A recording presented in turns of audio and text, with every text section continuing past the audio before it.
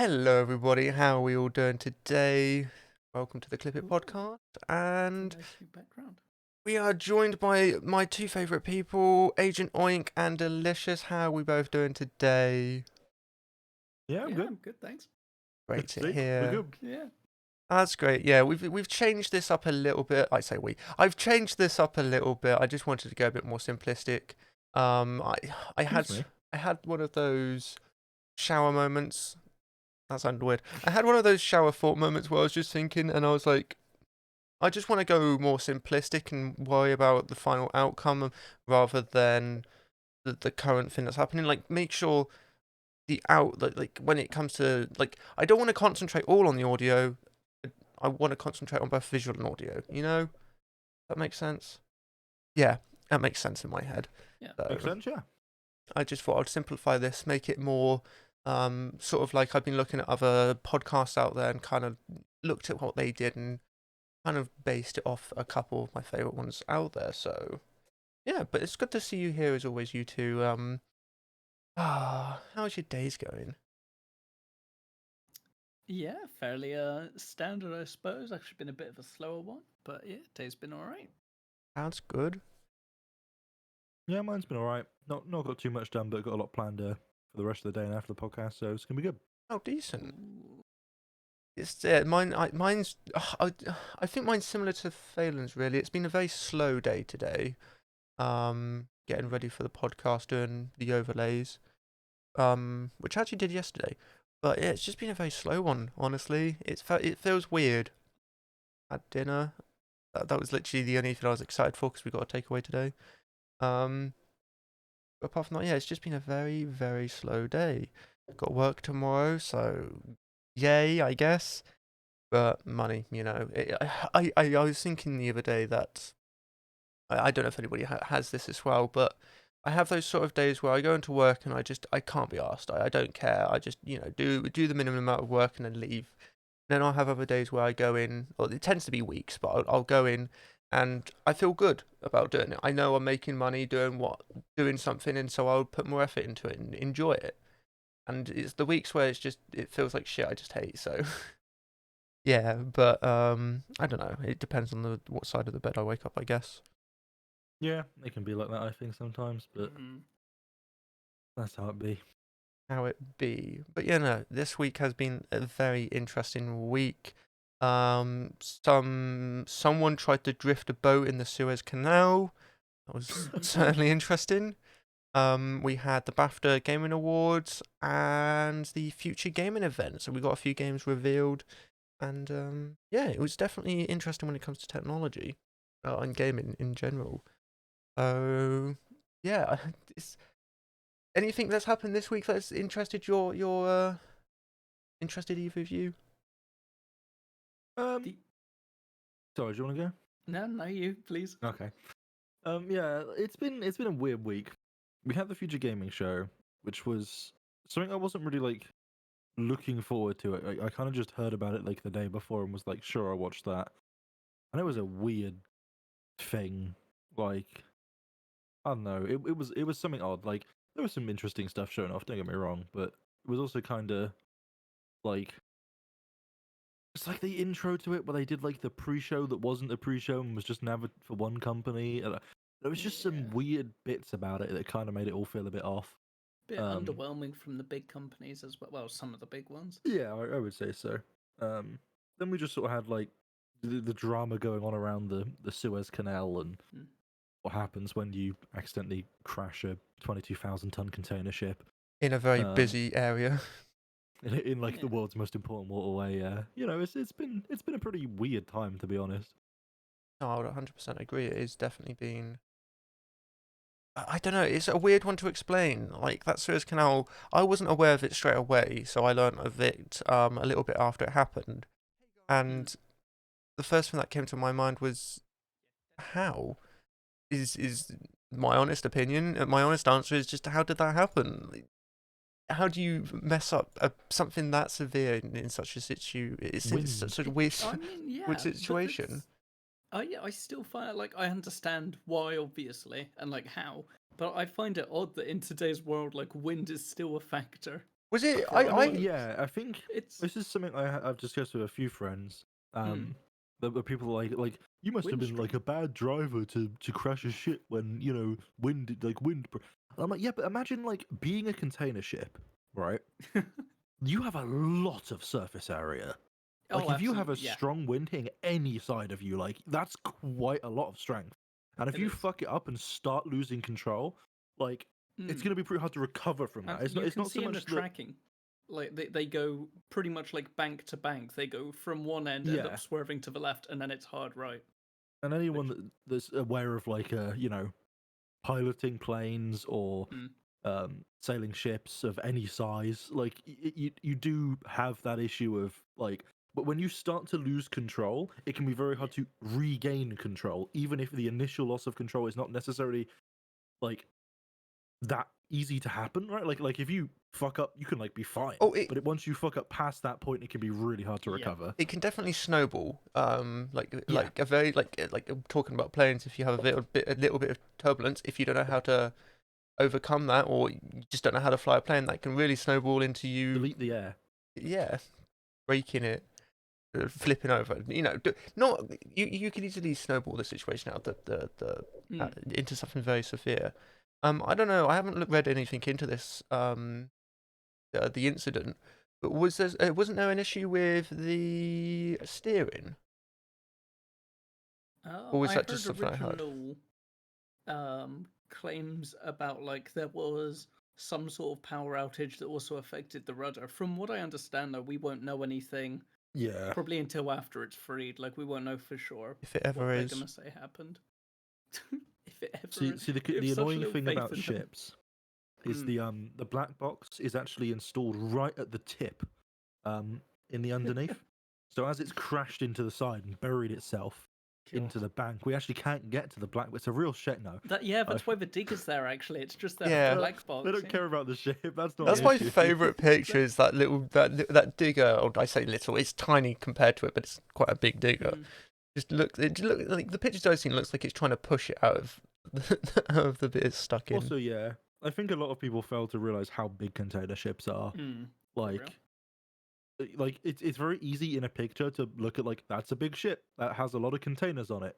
But like once you actually like properly get a scale, like they're fucking massive. Has anyone released a VR experience yet of the fucking stuck Suez Canal? I think this could be it. This is how we get people to understand. That sounds amazing. That sounds actually so good. That is no, just no.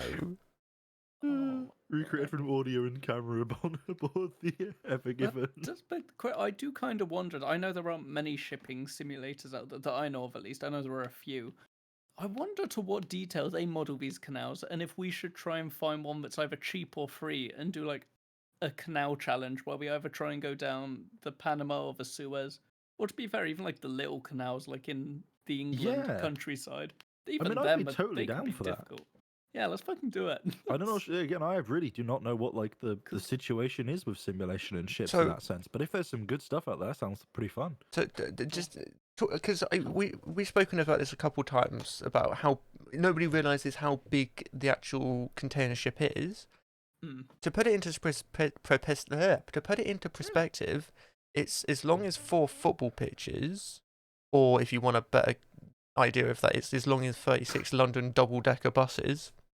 Yeah, thanks. That really gives me a better perspective. And it's also the same height as the Princess Tower in Dubai, which is 101 stories. Again, wow, I'm really Very glad. specific. Okay, if you want an actual perspective, it is 1.5 times longer than the Titanic. Everybody's seen the Titanic, so everybody knows how long that is. I will admit, I haven't seen the Titanic actually. Oh Actually, damn! DiCaprio, if he's listening, now knows exactly what the scale of this incident is. Him and Rose. So for they those know. of you that are normal, it's 400 meters in length. It has a 60-meter beam and a 50-meter draft, whatever. I don't fucking know how it's pronounced in terms of ships. I presume draft, but I don't know ship terms. Like it's pretty goddamn big. Yeah, it's definitely. a little bit bigger than a boat. What does that even mean? It is a boat. No, it's a shipping container. They're different classes. It's a shipping container. It's one really long shipping container is stuck across the Suez Canal. I just want to send this picture in our chat because I keep Oh, seeing this God. article talking about the crash. It's 23 shipping containers wide. Okay, that clears it all up. Right. We'll talk about this in a moment. But I keep seeing this article about Crash Bandicoot and how you need to be online to play a game that's only single player. Okay, And this is the jump this is the quiz. thumbnail that I keep seeing for it, Good lord. and it's the Okay, best I've not seen that thumbnail yet. I've That is ever horrifying. seen. We could get that up for the stream. I need to see that one. Okay, Oh, I'll get it up for the stream. just But I'm Um, not sure. Yeah, well, I'm not sure what your policy with the new overlay is in separation of audio and visual content. That's the thing. But I'm not sure if you saw. There's good footage of the actual crash occurring from ship tracking that I put in my server. Oh yeah, I saw that. hmm. Yeah, no, it Very is impressive. surprising. I think people underestimate weather. Like we live in a with all the technology and advancements we have, we still really can't tell the weather to a degree. No, Um, weather. yeah, it's one of those ones that you would have thought we would have had some sort of Yeah. advancement in. Like we definitely have come a long way, but it's still not as far as I I expected mean, we're it to pretty be. good at telling the weather. Like, I'm not gonna lie. I think we're like pretty goddamn good at telling the weather. Predicting the weather, though, Mhm. that we're not very good at. Responding to it in certain vehicles, also not very good at. True. Never. The No, you carry on. Sorry. okay, the top-rated shipping simulators on Steam currently, and I don't know. I don't know obviously to what scale they simulate the world, or if it's just like you select a scenario and it renders everything it needs to, sort of thing. Doesn't bother with canals. But both of them have 3 or less stars on Steam. Whereas, oh my yeah. god, scrolling down a bit, there's a mobile phone one that has 4 stars. So I know which one I think I'd recommend. Oh dear, oh dear. Right. Need Microsoft again. I mean, I suppose we could use the icons in Microsoft Flight I was Sim. thinking that could be a good fun sort of thing if we can't find a We'd ship. struggle to get them stuck, like even with us. I mean, we would. I had a quick look. Sadly, I'm struggling to find a ship mod for Microsoft Flight Simulator, which I was hoping would exist. Because that would be amazing, but I very much understand why it does not yet exist, Drop a if it game ever in will. chat if you know of one where you have big slow boats and narrow canals, and we'll see War if we Thunder. can get a list I would together. love to take a container ship down like the Birmingham Canal. So that would be amazing. That would be a challenge. Yeah. No. Do we have? Is there been much news on how we intend to get it out? Yes. I mean, Make lighter, dig it up a little bit, try and pull it out. Basically, I heard it's moved Yeah. a couple of inches. Oh wow.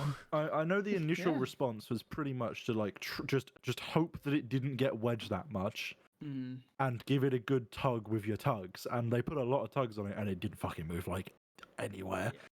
Because it is well and truly wedged in there. So they've been digging it out a bit and hoping that, you know, eventually they'll get it loose enough that they can refloat it and it'll continue on its way. And as I saw a great tweet, the fucking moment that thing is free, you have to be so tempted if you're driving it to not recrash it, because it would be the funniest fucking thing a human has ever done, is to just immediately recrash it into the bank. Like, oh, the resistance you have to have, the self-control is amazing. Nautilus would be. appears to be good. I'm glad you're not a tug driver. Tuck it into the fucking edge. No, it is very. It is one of those weird things that we just didn't. I don't know. It just didn't expect to happen. I guess I feel like it hasn't happened sooner because that is a small ass Yeah. canal compared to the boats we put through it. So, you know, I'm surprised it's taken this long. I remember you saying they're planning on extending or making it wider. But Yeah, Egypt's been under a project to expand it for a good few years now. It's meant to be completed in a few years' time, I believe. oh, so it has been expanded. I believe parts of it have, or they've made preparations. I'm not sure exactly how it's going down. Yeah. Okay. But in general, yeah, like there's not been much work put towards expanding it. It's kind of just sat there as They it's need been for quite a big while. rails on either side that then like little rollers come out, so it just guides the ship through. No, you no, know? it needs It rails used on to. the end like you have on a bowling alley, so it just bounces off them. Eventually carries Ah, on I down the see. middle. We could just make a conveyor belt. Just make a gutter, so if it falls off the True, edge, yeah, it just yeah. carries on down. Or make a giant lock at one end and then just like, have a giant water slide, and I wouldn't even have to do Oh, anything. I've that'd seen be fun. some, shall we say, creative ideas for getting it out suggested by Twitter users. Yeah, Oh there's been god. a few interesting ones. I'm surprised, to be honest. Has the EU done much to help them out, or any other country? There's such a specific group to call out. Oh no, it's just because I saw an article about the EU, Damn so the I EU. just saw the EU. Too. But like, I mean, is the Yeah, EU or that's America or anybody like offered to help out? yeah. I believe the U.S. Yeah. Navy has been somewhat involved. I See, imagine. this is why we Brexited. I imagine So we in could have general. better involvement in the Suez Canal. Yeah, I imagine in general, the general summary, I'm not an expert, but Sorry, my I'm guess would be that in general, yes, to some degree, NATO forces and NATO countries have probably put some of their resources towards helping, because a lot of those countries make a lot of money from the things that go through the Suez, and are currently not making as much money because, well, they're making the exact same amount of money, just on a slight delay. Yeah. But Well, you said, yeah, that again, we're going back on another I stream. found a question. Oh, You'll be no. happy to hear this. That someone was looking for a good shipping simulator. Yeah. And Reddit came to their rescue and suggested Sea of Thieves. Oh, for God's sake. No, there's That plenty was of areas suggested, where you like, can do the over same 10 thing. times. Yeah, but I've already gone through the narrow areas and see if Thieves. I know how that game works.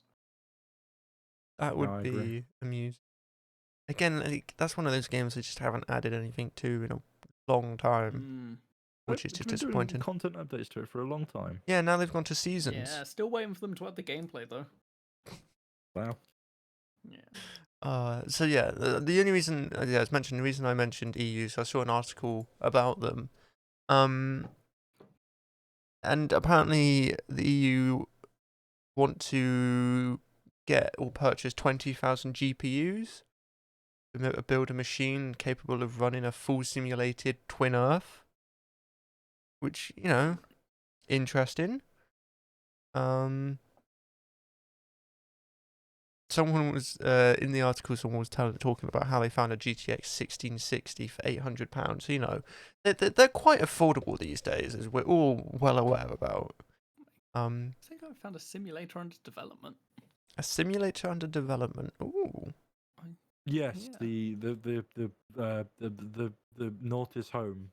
Yeah. Yeah. That But looks pretty good unfortunately, from the COVID's- images. But yeah. delayed It's a it. boat simulator. Yes. Yeah. Actually, that's a good point. There hasn't really been any good boating simulators. Like, there's been a To couple. be fair, we wouldn't be the experts on. I just want to start by saying. Oh, that's no, true. yeah, but from what short research I did then, there is Yeah. a very short list overall, and a lot of them are like that German simulator made in 2013 has a mostly negative review on Steam. So it's Yeah. like, Yeah, wow, they're okay. either old or they're like scenario based. Yeah, because I can Yeah, only I think just of want, one. like, Microsoft Flight Simulator, but boats. I mean, I But- suppose. What's the biggest plane? Is it the 747 in Flight Sim? We could try flying that low, but again, I still think that'd be too easy. Oh no, we'd have Yeah, to. We definitely have to find out. It would be interesting if Microsoft Flight Sim got boat support, because I don't feel like it's like not to cramp on anyone's boating style that has a boat, but I don't think flying boats in a simulation flying boats. God damn it.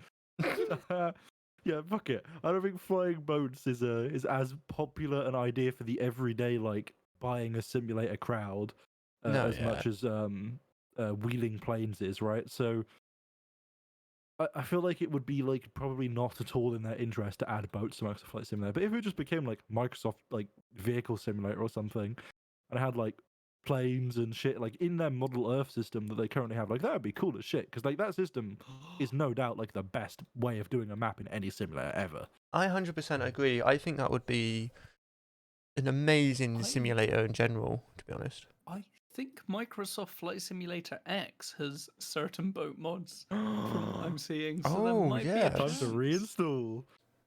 Yeah, and we'd all have that available Wait. without having to pay or download Also, quite as much. can I just But point I'd out something? This is news as of 3 minutes ago. Ooh. There is Ooh, a breaking. stuck Suez Canal mod for Flight Simulator. What? Let me put this into Does the it chat. just add the ever given in to the map? There you go. I'll just put it in chat. Oh my god. Oh, that's This is excellent. amazing. Okay, we're definitely doing it with this at some point then. Wow, perfect timing. Like they were Oh. listening to us, and then they just quickly. Oh my god, that's actually quite a good mod as well. Like Mm. they've done a not a half bad job on that.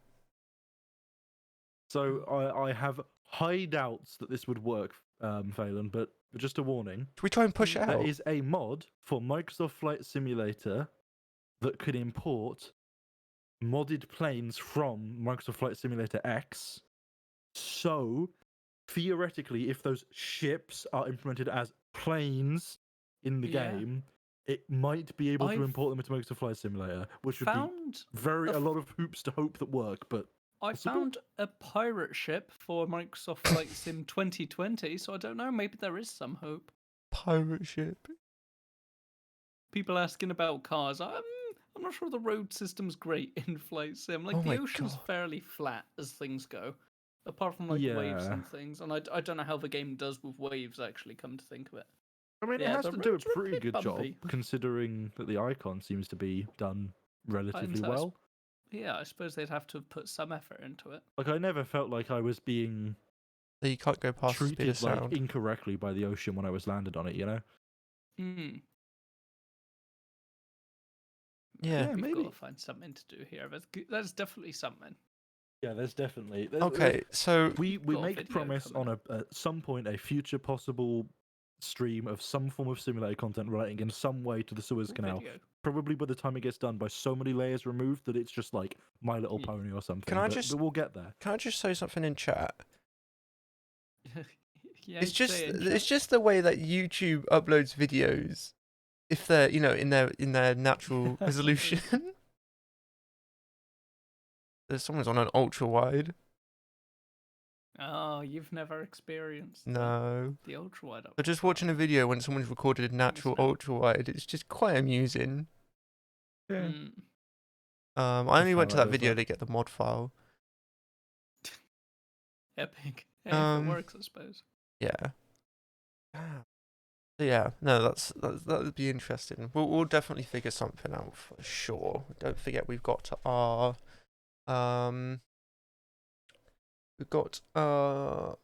Desert Bus podcast we have to do soon. Yeah, we've got some got a good lot of coming up. things to do at some point. We're definitely gonna have to do across Europe in Euro Truck. We're gonna have to Yes. get American trucks in. I was thinking about There's that. a lot to do. Oh, good lord! I was thinking we'll have to do Euro Truck Sim just like across, just something fun. Oh, but the thing is, yeah, we're gonna have to go literally all the way across, including that Russia DLC that's coming up. But And maybe we time it so that when the Spain, is it Spain or Portugal? Both. both Iberia. So yeah, that's. We'll have to go from one literally all the way across. Yeah, we're gonna have to do it like properly, though. Like Yeah. manuals and air brake simulated. Goddamn air brake simulation. Still don't Yes. understand it. That doesn't Oh. scare me. Actually, okay. So to be fair, I've just realised this. Sorry.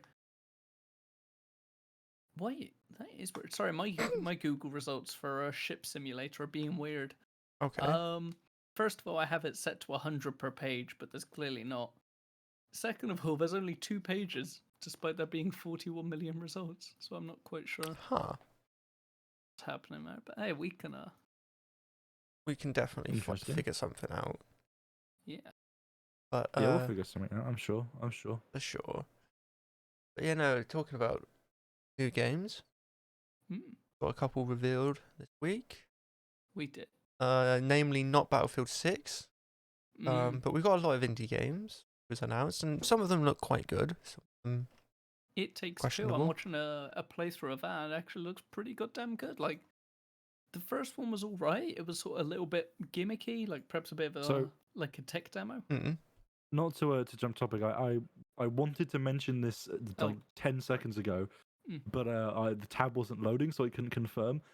As far as I can tell, I don't know how reliable it is. There is a mod a Microsoft Flight Simulator that Mhm. does AI traffic like it does for planes, but for ships with models for like most ships. Like it's not going to be one to That one would that be ship, but incredible. it will go to the nearest that they have a model for.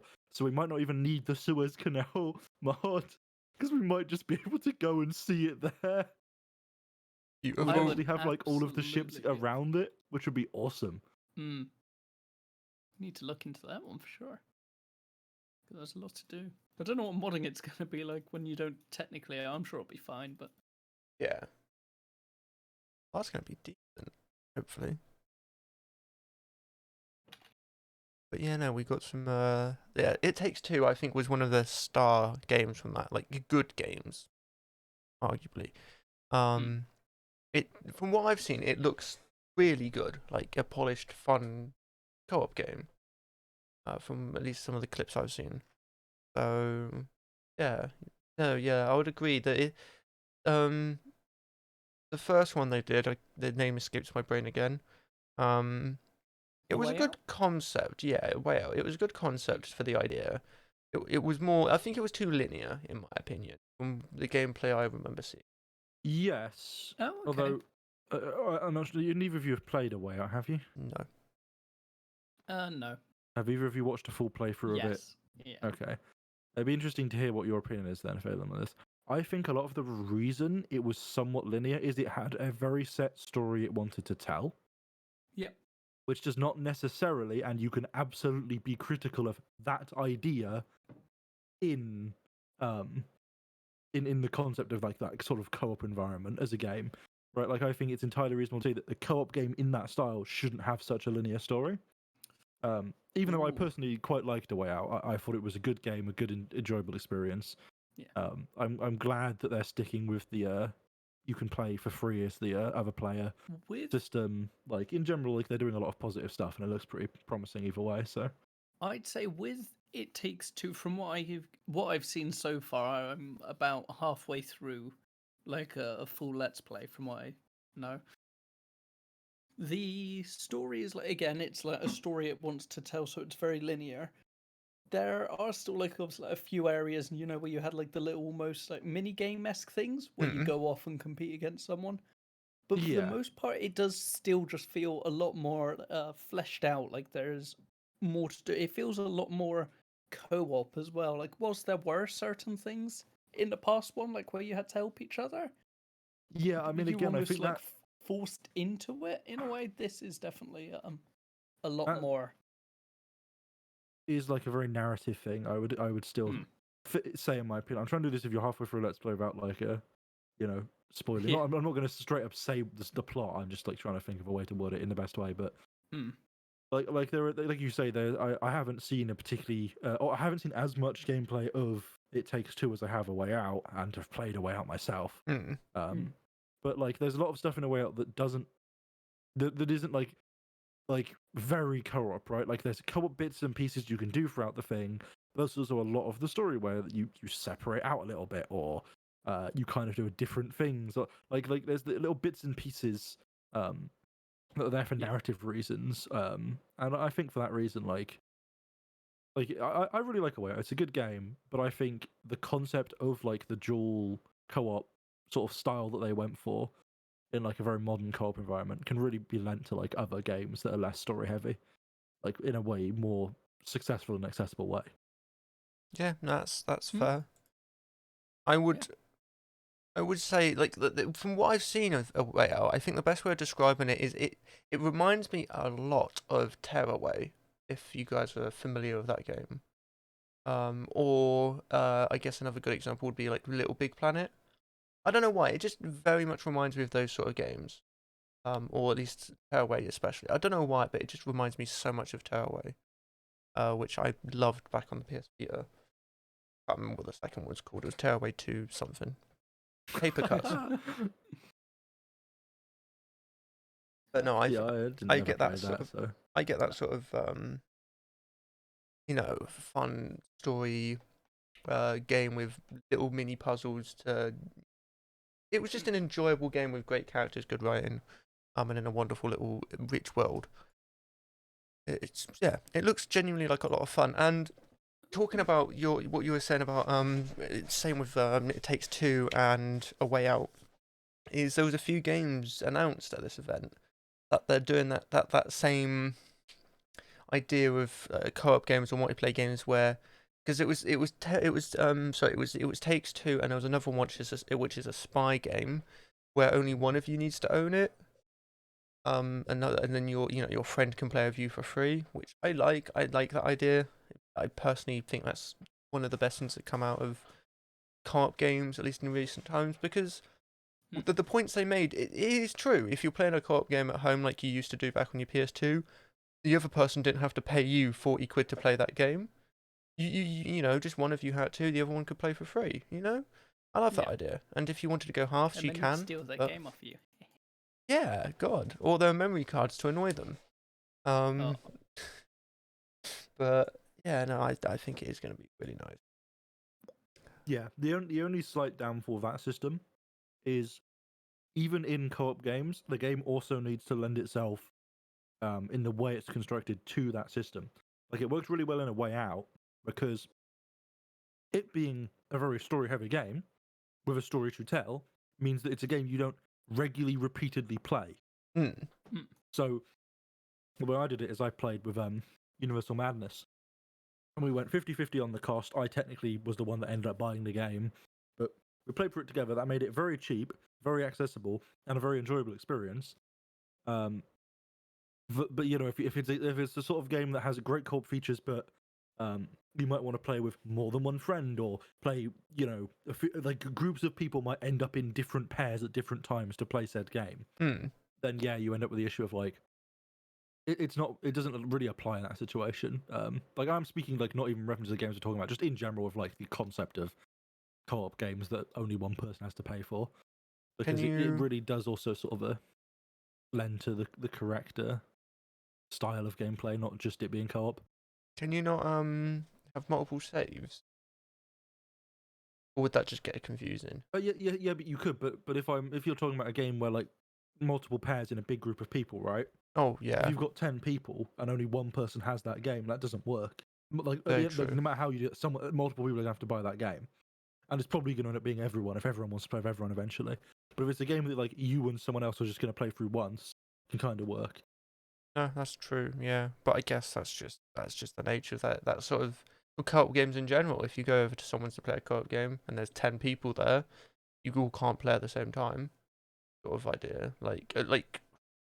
It's one of those situations where you can't really do, like, if you had 10 people in one house and you're all playing a co-op game and taking it in turns, you can't really do that in an online sense. Sorry, just because I guess It's you quite could. hard. Yeah, no, I guess you could have like a central area where someone pays for a game on a service, and then 10 people have access to it, but only 2 can play at one time, sort of thing. That makes sense.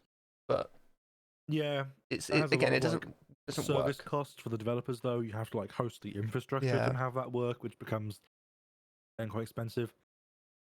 And the easiest way would probably be to just have a shared account among like a group of friends, Hmm.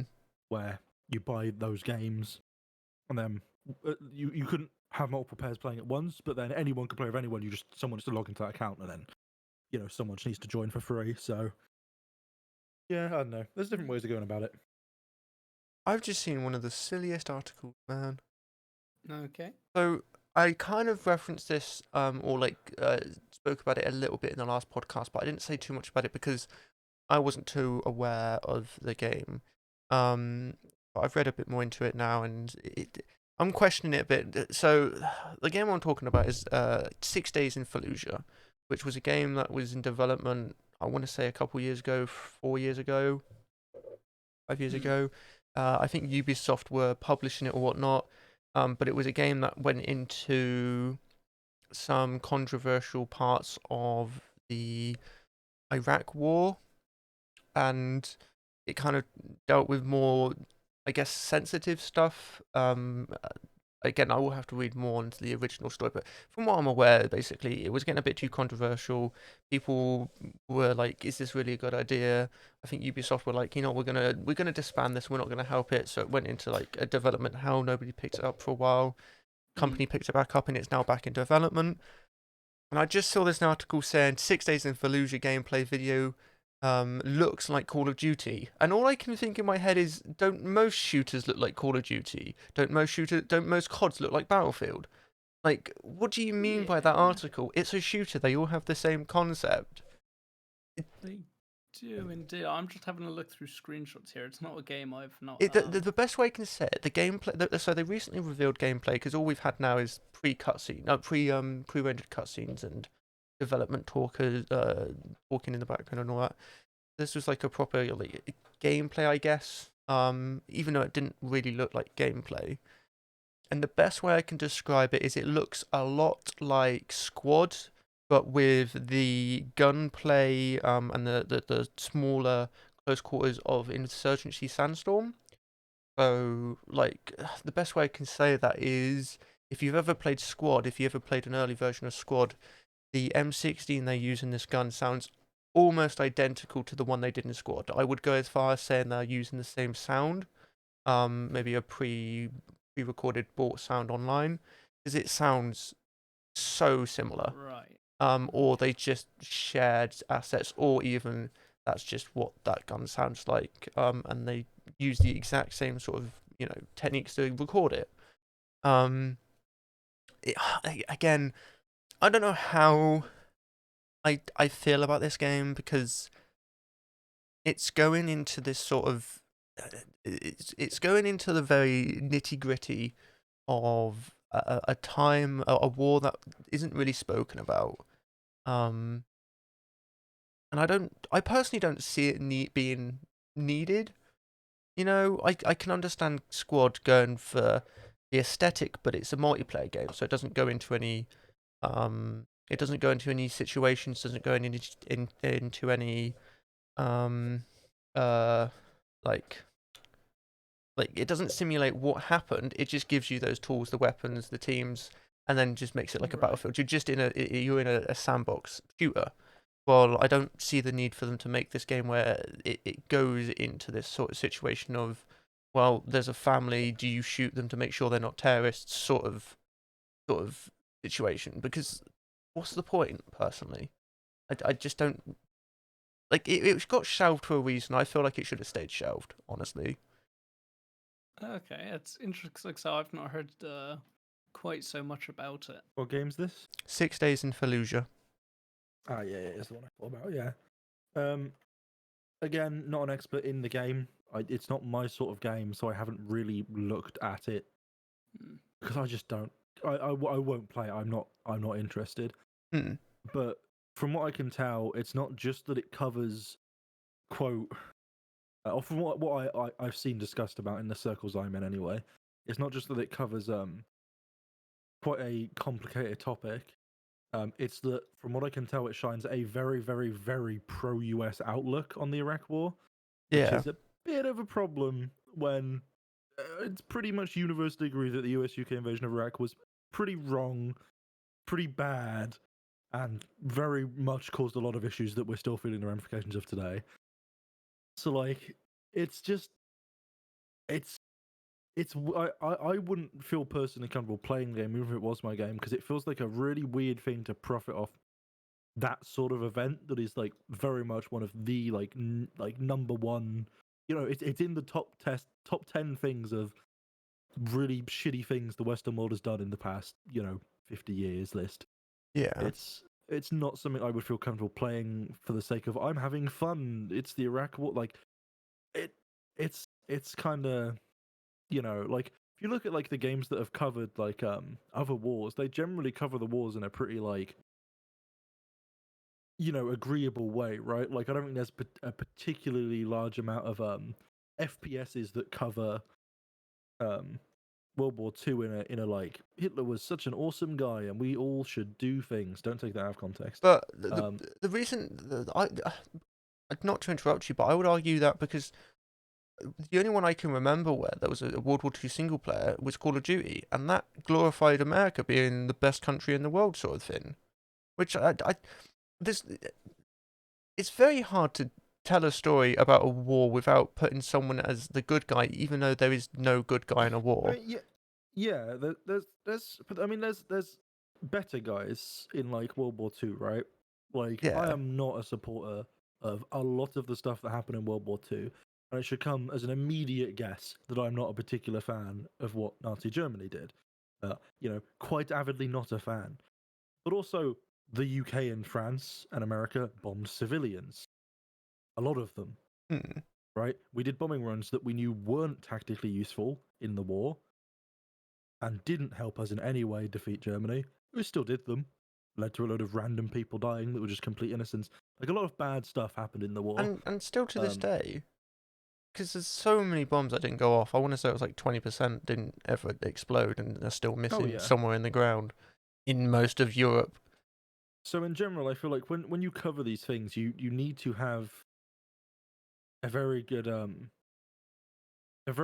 moral sort of lens on it, and you really need to understand that these things are not everyone is good on this side and everyone is bad on this side, but also just that normally wars happen because of very bad situations. Hmm. Right, like the reason we ended up going to war against Germany in World War II, and I'm not talking like history class, here's the sequence of events, is that Nazi Germany was doing some horrific things, Hmm. right? Like some really horrific things. And everyone was kind of like, oh shit. And to not just discredit it, it was logical for us because we were all still very colonial in Europe. And it was in our interests to put Nazi Germany back into a small area. They were taking over a lot of Europe, and that's a lot of land we didn't want them to have. So there were reasons for Nazi Germany is doing bad things, like the Holocaust, etc. But also they're taking our land, which is a very European reason. And I think a lot of people often discredit that they're taking our land in the reasons a lot of us went to war, because you would like to think that it was this great moral ambition of, yes, Britain and especially in the UK, it's where like Britain needed to fight Nazi Germany. We had such great morals, and we were like they're doing horrific things. It really wasn't like that significantly. Like, it was part of it. Don't get me wrong, but it's more complicated than just they were doing bad thing. We good guys. And it's the exact same thing with like the Iraq War. Is that like the Iraq War was done for reasons mostly for the monetary gain of the UK and the US because it was in our financial interest, and it resulted in a lot of really bad shit happening that is still happening. And in general, I think like the Iraq War is one of like the worst decisions that's happened in my lifetime. Right? Yeah. Like, easily. By my country. Like, it's pretty. A pretty horrible thing. So I don't know. I'm not an expert on the game. I'm not particularly well read up on it, but from what I see, it glorifies the US very heavily, and that is just something that just is just factually incorrect as far as I'm concerned, and also just not a way to do that sort of thing. Like, you just shouldn't be profiting off something like that, really. Not in my books. Again, I would agree and just stick to my point of I don't think there was any need for it to not be to come off being shelved. I think it should have just stayed where it was, and there was no need to keep developing it. It's just there's no need for it in my opinion. It's not, from what I've seen in the gameplay. There's nothing special gameplay wise. It's just your generic shooter. Maybe one or two features here that you don't see in games often, but it's just not needed. And like that kind of goes on to what I was going to say about Call of Duty. That game's not needed. With what they're doing supposedly with the new one being World War Two. We've got plenty of World War Two games now. They've tried it, they failed. Battlefield tried it, they failed. I don't see why they're doing it. They did really well with Modern Warfare, having their modern aesthetic, but had their own story to it, and that really worked. I much prefer them doing that than going off real events. So some of the missions in that were based off real events. They're not, direct copies. I just don't see the point of. Yeah, I just don't see the point of it, to be honest. I mean, It's one of those games that it was controversial when it started. It still is, and and I think wise, it's just not good. it's the lens of covering these events, right? There's plenty of stuff that happened in the Iraq War that should be talked about everywhere, like really vocally talked about. The US did some horrific things. Some of the footage of American soldiers murdering random innocents for fun that came out and still comes out to this day. Like that, there are some really horrible things that occur in all wars, but that is a very recent one that is in our lifetimes and is very much ongoing. All the results of which are very much ongoing. Um, I feel like covering it in a video game that is meant to be for fun. That's Yeah, not the right lens. Like that's not correct. If you did a like video game movie about it that was very retrospective and looked at these events and showed off some, almost like a documentary would, right? They looked at, here's this thing that the US did. This was bad. And like there's ways you could go about it, but like doing it as a game to play for fun, it just doesn't work in my head. yeah. That's just not a lens that makes sense. It just seems like a bad decision that is frankly just really insensitive. No, I would 100% agree. It again, it should have been shelved from from the start. It should have just stayed where it was. That was being shelved. So, yeah, it's a silly situation. It's become a big part of gaming news at the moment as it keeps getting updated and released at some point. There's no confirmed date, but it released at some point. So, yeah. But on a brighter Interesting note, to see, I think. yeah, it is definitely something different, but I think they're looking at it from the wrong perspective. As Alfie said, it should be more of a documentary look on what was not, because what I've seen as well reading into this article is it glorifies the US, which Well, no, I mean, there's a petition here, about just stopping it, right? Just not making the game, and this petition seems to frame the gameplay trailer as one of the main elements of gameplay being squad tactics, raiding homes and properties, and clearing the enemies, quote unquote. And this it seems to suggest that the way it's phrased is basically that the intended gameplay is effectively to go in and just murder the locals, the innocent people that are just there, regardless of whether you actually have evidence.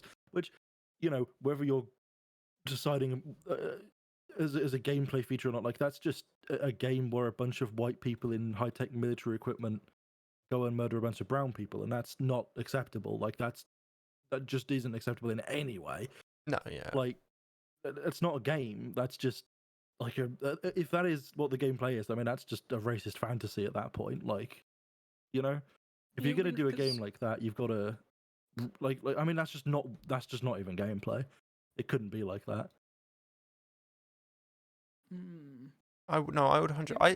Oh, sorry, carry on. I've spoken too much. Oh my I god. was going to say, like, I understand, obviously, like, we've got details from what the studio have said they're going to do. Perhaps, like, some developers have leaked stuff. But I suppose the thing is, we wouldn't know. And that, well, it's a risk in itself that, like, we wouldn't know what it would be until it properly came out or gameplay leaked a bit. So it would, like I say, it would be a risk of, do we want to, like, give this thing a chance and maybe it's not Yeah. quite so unethical, or Apparently, a gameplay demo did leak, by the way, oh, Leak okay. has on been the 18th anniversary of the Iraq War. It's officially released. Yeah. Okay. Well. The gameplay, When the was gameplay was this? officially released. I can send you footage.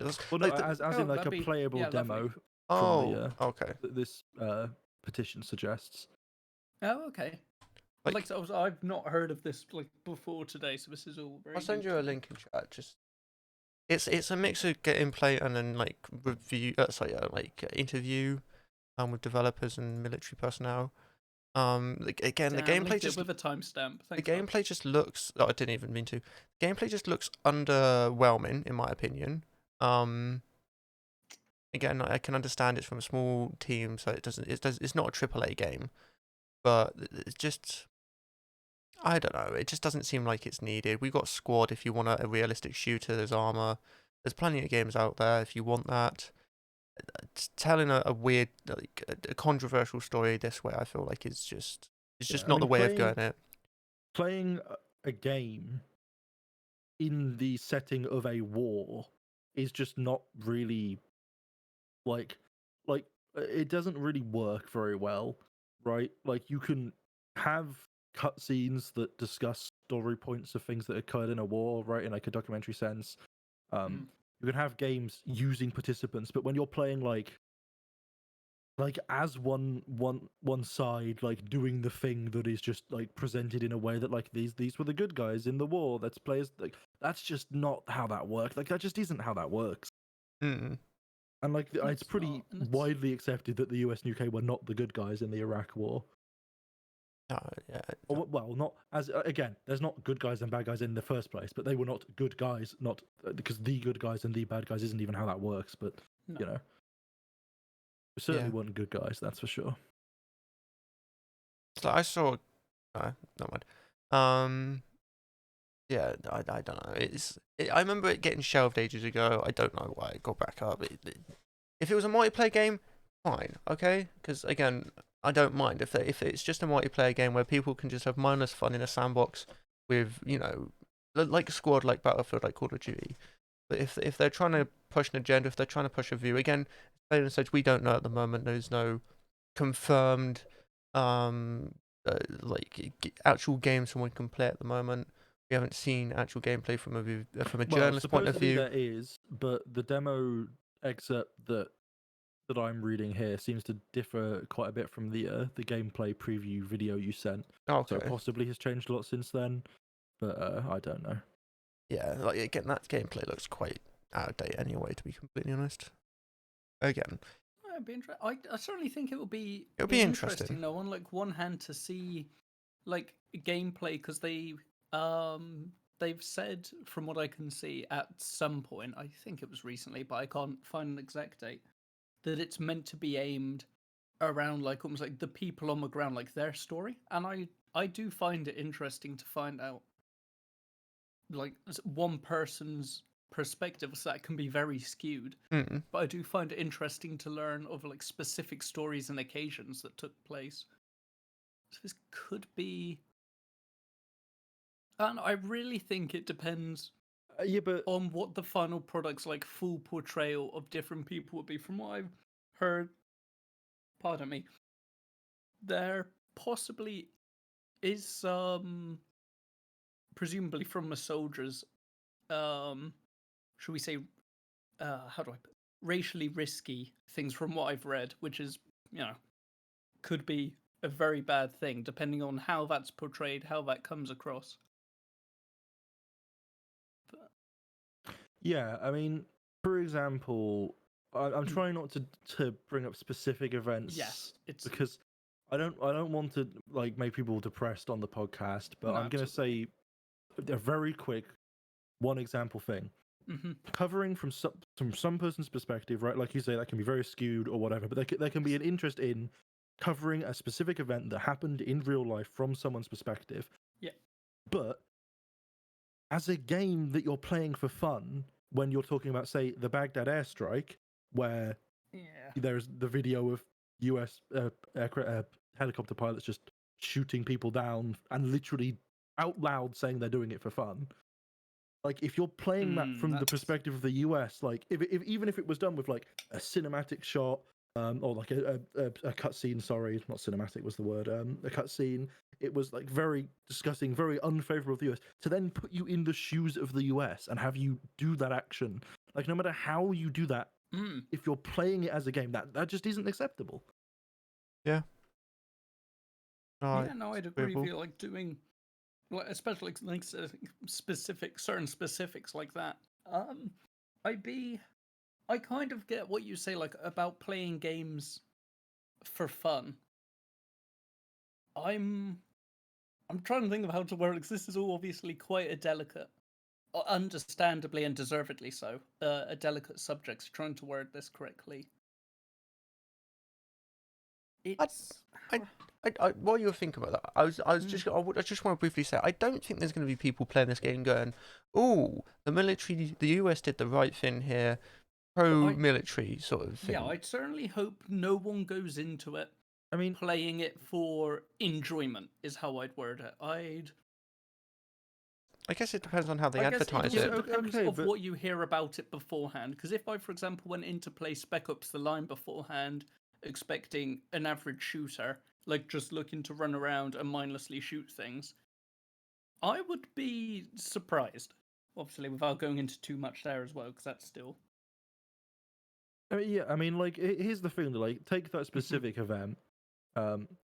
How would Yes. like the game just wouldn't be able to cover that then in any way in your understanding? Because I don't understand how you would go into that situation and then give control Yeah. over to the player and not argue that it's part of an enjoyment concept. Then. Yeah, for real. Like that you just would not be able to include that. I don't think you'd be able to include 90% of the stuff. I mean, like, do you particularly fancy doing chemical attacks on people? Probably not. Like, no, I'm like so the things like obviously in more.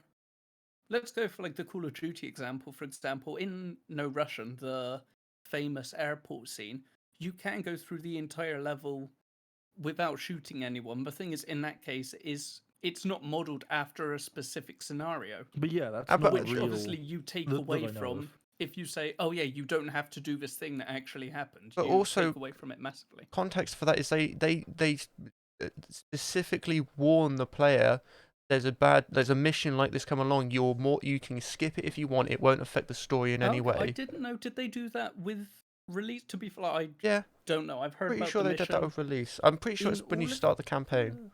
Okay, in all of the gameplay I've seen, I don't remember that, but I've not seen. I've not played it myself, and I've not seen gameplay in years, so I could very easily be or not remembering that, as the case would be. Yeah, I think it's when you start the campaign. It says there's Oh, okay. stuff that you may find disturbing. You're more than Yeah. welcome to skip it. It won't affect the Skip it, story in much of Yeah, a it'd be manner. interesting for that, wouldn't it? In this game, you'd just be skipping pretty much to the credits by Yeah. the sounds of things. Yeah. But like I thought, when you mentioned Call of Duty, when you were talking about chemical weapons, I thought you were going to talk about the new Modern Warfare because there was huge controversy when they I mean, there was controversy around that. Yeah. when they Oh, yeah, showed that that's they were true. going to add white phosphorus as a kill streak in multiplayer. People got really pissed off by that because Mm.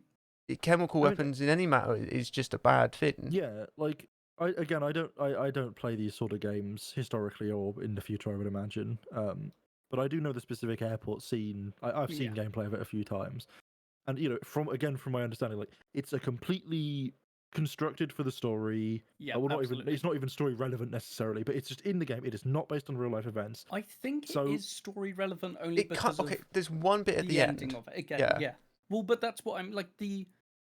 The element of what they're doing is still story relevant. Like the reason that it's happening is what I. Yeah, but it's all a fake story, right? It's not based Oh, on any real life absolutely, events. yeah, Yeah. So It's not relevant for you to participate. choosing to to be fair. gun down civilians in that situation is Hmm. not choosing to put yourself in the perspective of like any real life event. It's abstracted from real life, right? Yeah. Doing something like in this game based on an actual event that happened in the Iraq War is doing Yes. stuff that led to actual people dying in an illegal war. Mm.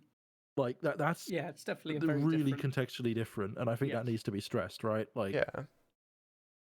it's not just it's not necessarily that like the thing you are doing is bad, right? Killing someone in CS:GO, like holy shit, you just shot someone in the head, like. But the point is, it's the context around it of it actually happened.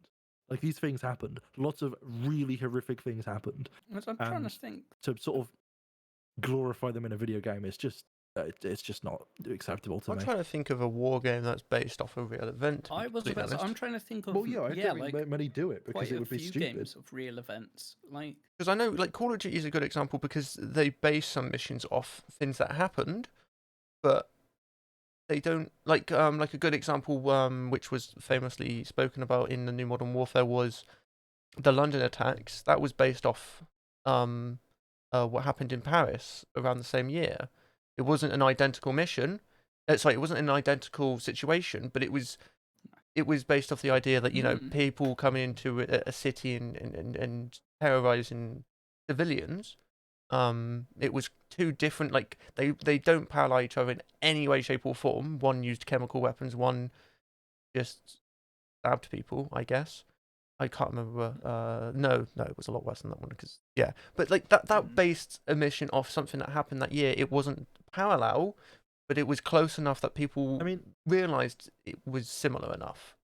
Yeah, I also think it's important to stress the difference between basing something on a real life Yes. event, such as the Blitz, having a video game about the Blitz and playing through the Blitz, is a bit different to basing on a very tightly scoped specific war crime that occurred, right? Yeah. Or I mean, even just in general, like again, like the war, like World War One or World War Two, like they were very complex political events. Don't get me wrong, but in general, it was tension between a lot of countries for specific reasons for all of them that led into a sort of eruption of an event, right? Whereas the Iraq War was kind of just decided to happen. Like the US just decided they wanted to do it, and the UK went, yeah, we can help, and it kind of happened. Like there were reasons the US wanted to do it. Don't get me wrong, but there wasn't a specific sort of tension building with like a direct necessary oppressor in the same way that they're like, you know, there's the excuses, and we were fighting X, and you can get into like literal millions of excuses that the US government didn't use that individuals will use to defend the war. But in general, in my opinion, the Iraq War was a decision made that was not at all necessary in the ways that you could argue the other wars have been. Well, not necessarily necessary, but inevitable, right? Like, I think a lot of people could have argued that World War II was kind of inevitable at some point, because, you know, if Nazi Germany was going to try and invade the UK and take over, like, Britain probably wasn't going to have that without any resistance. At which point you're technically at war, right? Which is basically, frankly, what happened. So, you know, like, it's a difference between like when a country just chooses to go to war for its own personal gain that leads to a lot of horrific war crimes and human rights atrocities, that is then covered up in a mass media campaign, that is then glorified in a lot of media separate to this video game.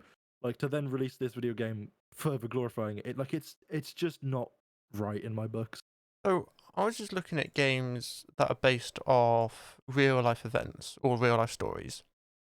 One of them I wasn't aware of because I played this a lot as a kid. Was Brother in Arms Road to the Hill 30.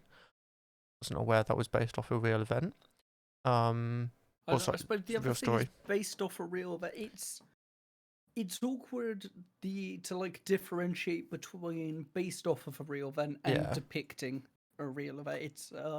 It's a slight but needed context. Like I think a good example of that context is wasn't aware of this. I wish I was actually because it's interesting. Ella Noir is actually based off solving a murder case that hasn't been solved for 70 years. A real life murder case that hasn't been solved for 70 years. I wasn't aware of that, but that's you know, interesting. However, there's a game on here which I'm a little bit jarred to see, to be completely honest. The game is called JFK Reloaded, and it is quite literally just you assassinating JFK. Now, I've not heard of this before. I've heard a lot about this game. This is one of those games again. I feel like isn't played for enjoyment. Because if you find enjoyment playing this, I feel like that's a little worrying because it is quite literally not a one-to-one, but like a close simulation recreation of what happened. I would. My counterpoint there would be: how do you play that game and not be playing it for enjoyment? If that game put you in the perspective of having to press M1 to shoot, you know, I don't know if the game gives you liberty on what weapons or if it's that, you know, accurate to the event, like whatever, right? But if it does that, like, why would you do that? You can just watch a film about it or watch a documentary. If you're putting yourself in the shoes of playing a video game, to do that, you are doing it for enjoyment. I don't know. I don't know. It's just one of those weird games. I just feel like I suppose it's made more to give you an idea of what happened that day and to explore what could have been and all that.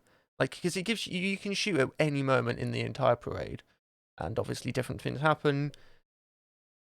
What I've seen, it gives you that idea. And to be honest, the whole JFK being assassinated has got so many different conspiracies and all that, like the bullet deflecting and oh god, let's not even get into conspiracies, but like I guess it was it's one of those weird ones. I remember seeing it ages ago and it just left my mind because I completely forgot it existed. But like that's not a game based off a story. That is a game I think it's also That is a story. Like, it's from real important life. to note that this game specifically is being discussed and released at a time of rising tensions, at a time of rising anti-black, anti-brown racism. There's a lot of problems that are getting worse. Rising fascism, especially in the US, especially in the UK, generally though in the world.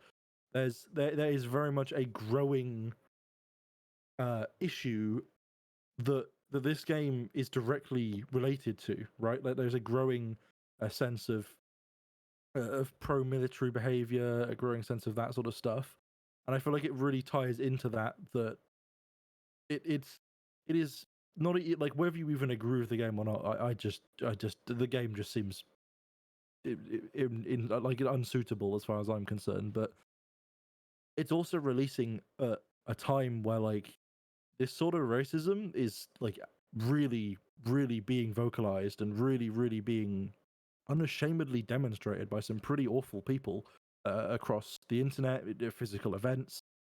And if you're, you know, looking at this from that sort of perspective, I think it really can be like, yeah, that's just not something you want to do, right? Like one of these articles I see is suggesting that that it is scientifically supposedly discrediting the concept that this game could cause you to could cause players to become more racist, basically, right? Yeah. Like some people were arguing that people would pick up this game and suddenly be horrifically racist because of playing the game.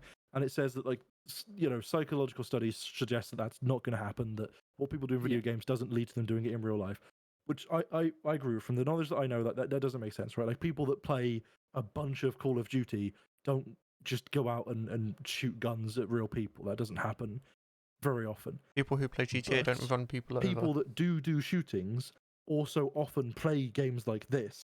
People that are already racist are probably going to find enjoyment in a game where they are given the ability to go and abuse and to shoot and to gun down a specific group of people. And that is where I would draw, you know, separately, numerous other problems with the game, right? Like, it's probably not going to convert a swath of America to suddenly be racist, although that's pretty much already done, I guess. Like, it's that there are some pretty bad people, pretty detestable people out there that already exist that are going to find specific enjoyment in the events that this game could cover, separate to its other issues that just further add to the, at this point, growing list of problems that I think would be, you know, really worth considering. About, like, if you're making any piece of media, I think you have to really talk to yourself and discuss with yourself, what are the ethics of me releasing this, right? Like is it gonna do good? And this game, I just don't see how it would do good. It doesn't teach, from what I can see of the content, it doesn't teach people anything. It doesn't help the situation in any way. It actively worsens it for specific people and cases. And just in general, like, it doesn't, like, on the scale of if it's doing good or doing bad, I think this is pretty solidly towards doing bad. Yeah. It's interesting, like, reading further into it. I'm in, like, the YouTube comments now of the gameplay reveal you sent to me.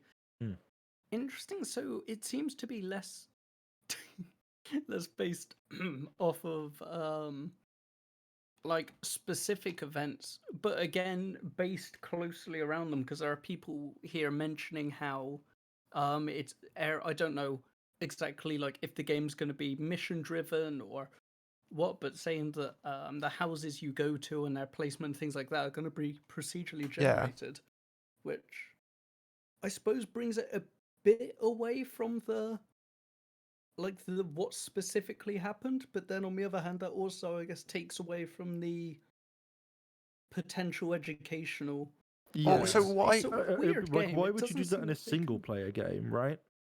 The reason they're doing the procedural levels, I don't know if you actually watched the video, I'm but the partway developer, in, but I'm trying not to. yeah, go don't over worry. you guys. The developer was talking about, one of the developers was saying that the reason it's procedural is because one of the aspects of the new generation of war, when you enter these buildings, is you never know what's around the corner. Yeah. So if it's procedural, you never do a level the same time, because you know, if you have the same level, you can just learn, okay, there's an enemy behind that corner. They want to try and give you that surprise, but again, I guess we just have to wait and see what comes out, how it's done, how it's portrayed, if it's story driven, if it's based off real life events.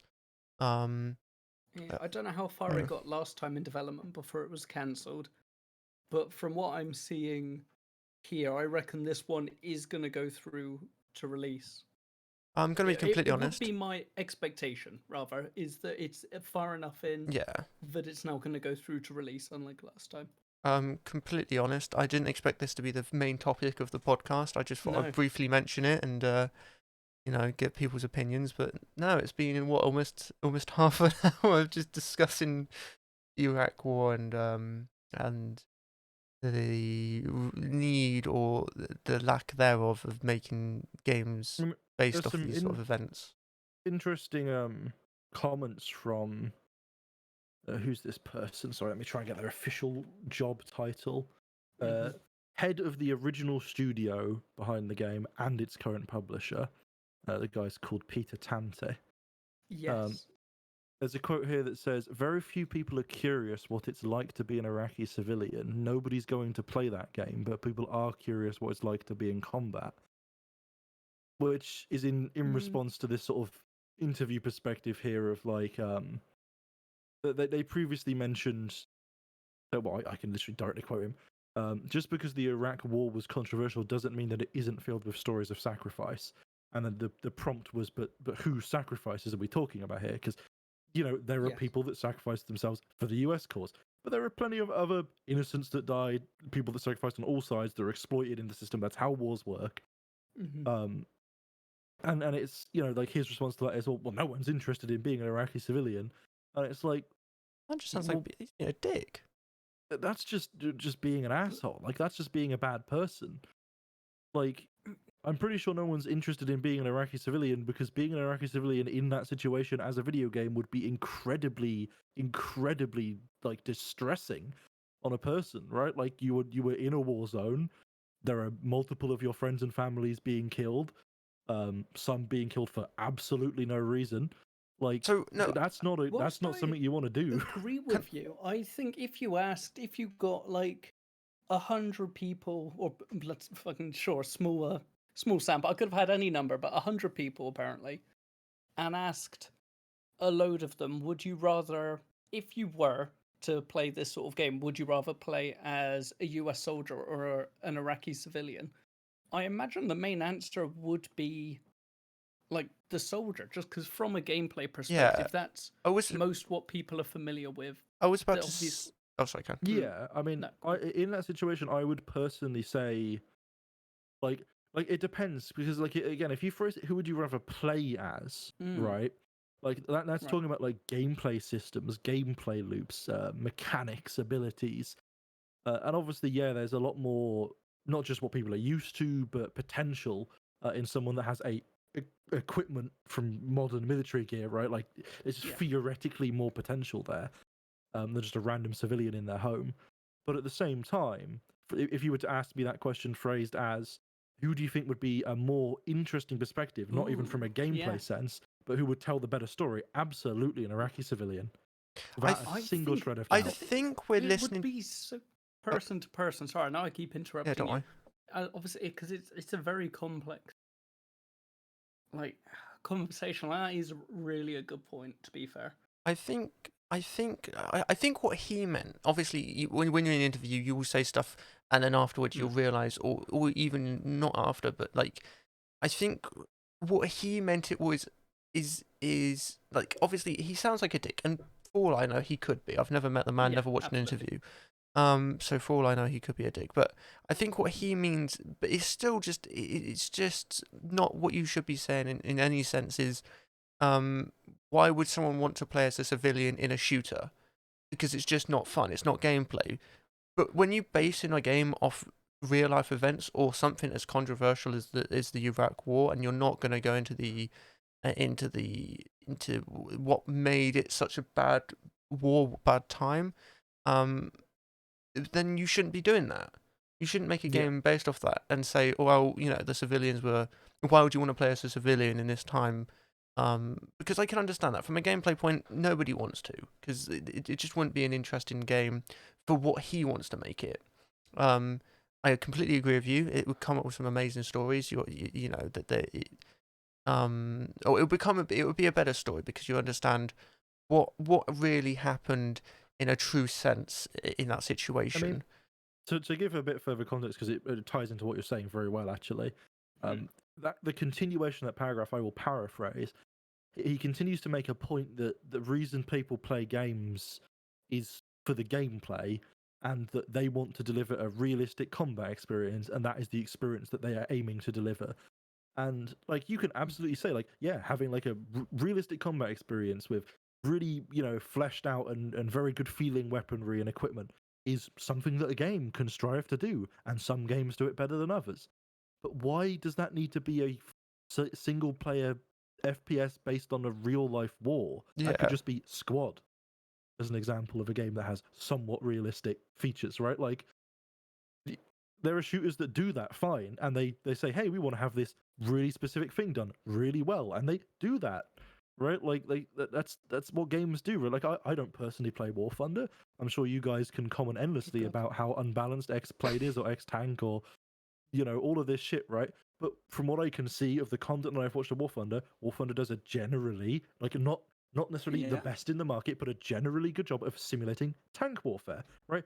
It's not simulating a real event where X military, killed civilians with X set of tanks. It's just, here's some tanks from these countries. We've simulated the penetration and different armor types on the tanks and different shell types, and it's trying to do that one thing well. And that's a good example of, like, they're not doing a thing based on a real life event that in that sense, like, you're trying to do a thing, and you're taking your game, abstracting it from real life, and just creating a gameplay scenario to do your gameplay well. Yeah. No, it's it's one of those ones where I think he has an aim, but he just didn't describe it well. Sorry, my doorbell's going. Yeah, he has an aim. I think he was just trying to say a point that he didn't think too much about on the negative side of what's going on. I potentially listening to this and hearing what he's saying in these interviews is I don't think he sees the other side of what other people are seeing, the negative side of the negative connotations. Which, to be completely honest, I can understand. If you're making a game and you have a vision, you're going to be concentrated on your vision. I mean, I would But- personally say I'd be worried if you couldn't see the negative connotations of the Iraq War. But you see that I mean, happen a lot, unfortunately. there is serious issues with that, in my opinion. I mean, like, that is an opinion, obviously. I'm not trying to claim that that's how it is, but it is. Yeah, I guess as Phelan said, we'll have to wait and see what actually comes out with this game, and if it is as controversial as it's been told. I mean, we'll just have to wait and see, won't you? Yeah. And if it needs to, it can be cancelled. I want to state from like the public record, so to speak, that my personal take is the game shouldn't come out. Yeah. But that's my take. Well, it'd be interesting to see what happens if it gets cancelled. It gets cancelled. It's certainly interesting because, like, just to sort of, without going into, like, any real detail, or without needing to. Obviously, games like SWAT 4 aren't based on real scenarios, but I like the sort of tactical elemental play to that. I wonder if you could almost like detach. Well, you could detach story from this. I'm wondering how possible it will be for players to detach the story from it and just play it as a military tactical shooter. And that's I think I like that. It's pretty hard to do that in a game that is based on, like, a real life event. Maybe personally. if they allow modding potentially, but then that's an extra step. But like, again, I 100% agree, right? Like, my example with War Thunder, I think taking you want to do X thing well. Let's say, for example, it's snipers, right? There are numerous franchises and games that have existed that try specifically to not even bother with all weaponry and just say, no, we want really nice sniping. No, there And isn't. they do that, and some people say these are terrible. Every single sniper game that has ever been made of any variety has terrible sniping, and it sucks. And some people have, like, the ones they like, but that's the point, right? Like, they're taking a gameplay vision that they have, and they're deploying it in a way that's abstracted from real life events where people can go into it and just enjoy that gameplay. And this isn't that. Like, this is based on a real life illegal war, basically. Yeah, it is. Yeah, it's just weird. I don't know. If talking about Phelan said about the gameplay aspect, from what I've seen in the trailer, it just doesn't look that good in my opinion. I know this is early and it's obviously still got a lot of development to do, and it might not just be one game, but it just doesn't look like it's going to be. It looks like as mentioned, it's not something that's been done before. We'll have to wait and see again, I guess. So. Good luck on the team, I guess, if they manage to do something right with it. Who knows? Yeah. But that was definitely a conversation I didn't expect to have about that game. Yeah, no, that was certainly something. I was going to actually mention about the website I sent to you, Phelan, and I wanted your opinion on it. Yeah, I'm looking into that now as you say. So what's the So for context, it's a website that just plays Halo 1 main menu music, or any of the Halos. Okay, so here's what I'd say. Absolutely cool, appreciate it. But also, I would, and I have done in the past, when I want to do that, I just go to YouTube and put on that music. Like, don't get me wrong, the loading screens themselves, or the main menus themselves, are sometimes slightly dynamic, and it can be cool to watch them. But most of the time, I just they don't add enough for me to be like, I need them and the music. Have you seen that really rare Easter egg on Halo 4? The main new one? Don't know. Where you have to, on a certain day, I want to say it's July the 8th, it's one of the developer's wife's birthday. If you do a button combination, it unlocks a secret menu screen for you. Oh, okay, sounds interesting. Which, yeah, I just love Easter eggs like that, honestly. Just ones that... Was that Halo 5, sorry? Halo 4, I'm pretty sure. Oh, okay. Because it wasn't found until like a year in, which, most of these Easter eggs aren't. Battlefield's a great example of this. Easter eggs not being found. That's one I've heard of. But yeah, no, there's yeah, no, I've just been thrown off because we've just been speaking about that. Any latest news? Because we spoke about that for way too long. Let's check if there's any new news that I can find. Nope, just about the canals, the Suez Canal cargo ship being stuck. Oh, this one's in a loop. Which is absolutely beautiful. Someone has made a website where you can place the Ever Given anywhere in the world. So it's just like Google Maps that you could zoom and then like adjust the ship so you can just wedge it in any water where you want. Okay, yeah. It's quite fun. God. I've just seen an article. I think it might be Halo 3, sorry, just updating from what I have managed to find. But I do apologise, the context is still same. So apparently Resident Evil Village will arrive on the Google Stadia. And to encourage you to buy this version, Google will throw in a free Stadia Premiere kit to anyone that pre-orders Resident Evil Village on the Stadia. Right, and so what's if you that buy Premiere kit come with? The promotion is also available for the standard and deluxe editions. So I'm just trying to figure out because it doesn't give me an easy answer. Oh, okay, right.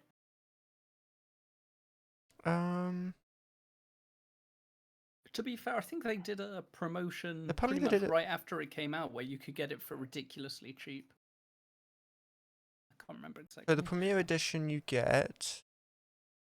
Thanks for giving me to Best Buy, that's great. And I can't even find it on Best Buy, oh my god. Oh. Apparently they did a similar one with Cyberpunk. Oh, okay, I remember them doing similar things in the past. Oh, here we go. You get a Stadia controller, a Chromecast Ultra, and 1 month trial subscription for Stadia. Yeah, okay. Okay. I mean, to be fair though, with the way Stadia is going, does that actually have any value? No. No, it's cloud gaming's such an odd one. To be fair, just like in general. I can see the use of it. I personally don't really have a need for it because I'm fairly sedentary and don't move around too much. Uh, And my computer's obviously good enough to keep up with things. that's questionable. Um, Is it? I'm joking. Yeah, I don't personally have much interest in cloud gaming. Just conceptually, I don't really Okay. feel personally interested in playing games I'd other say than at my PC. Like, I don't play the- stuff on my phone. You know. I'd say the concept interests me because to me it's the same way I'm intrigued by gaming on a handheld. It's not what I'd consider or want my primary way of gaming to be, but I'd be interested in using it during the times where it would be like benefiting me. Yeah, I again, but like as someone that owns a Switch, I don't. Yeah. There's no game on my That's true. PC that I would want to play on a handheld that I wouldn't just get on my Switch. Like if I want to play handheld games, I'll buy games made for handheld on a handheld console, right? yeah. Like that's where I stand. Like I don't have an interest in like a console like a PS5 or Xbox One X, Series X edition, 6th edition, Xbox 360 One S Plus, because I just like I can play all those games on my PC, right? Like there's a few exclusives that come out for the PlayStation, especially in the past, right? That I won't get to play on PC. But I can live without those. I can just watch a YouTube Let's Play, right? Quite frankly, right? Like like I whatever. I can cope with that. But like 99% of the games, I have no reason to get a standard home console because it's just not useful to me. Handheld like the Switch gives me some games that don't exist on PC, and some games that do exist on PC, but also just lend themselves to a handheld particularly well. And like, I don't see why I'd need to play the PC games anywhere other than my PC, really. And if I particularly did say I was on a laptop, maybe I was on holiday, and I really, for some absurd reason, had that much of a need to play my cool epic video game, like I could just stream it from my PC, and You could, like I suppose. that's The other fine. thing would be, it's not aimed to be felt like at people like 'cause we've all got capable PCs here. It would be interesting. I'm trying to think if I know anyone like as closely as I know. Like, obviously, I know guys who are still running Intel HD graphics, but it'd be interesting. I'm trying to think if I know anyone closely, like I know you guys, who has a really low spec system.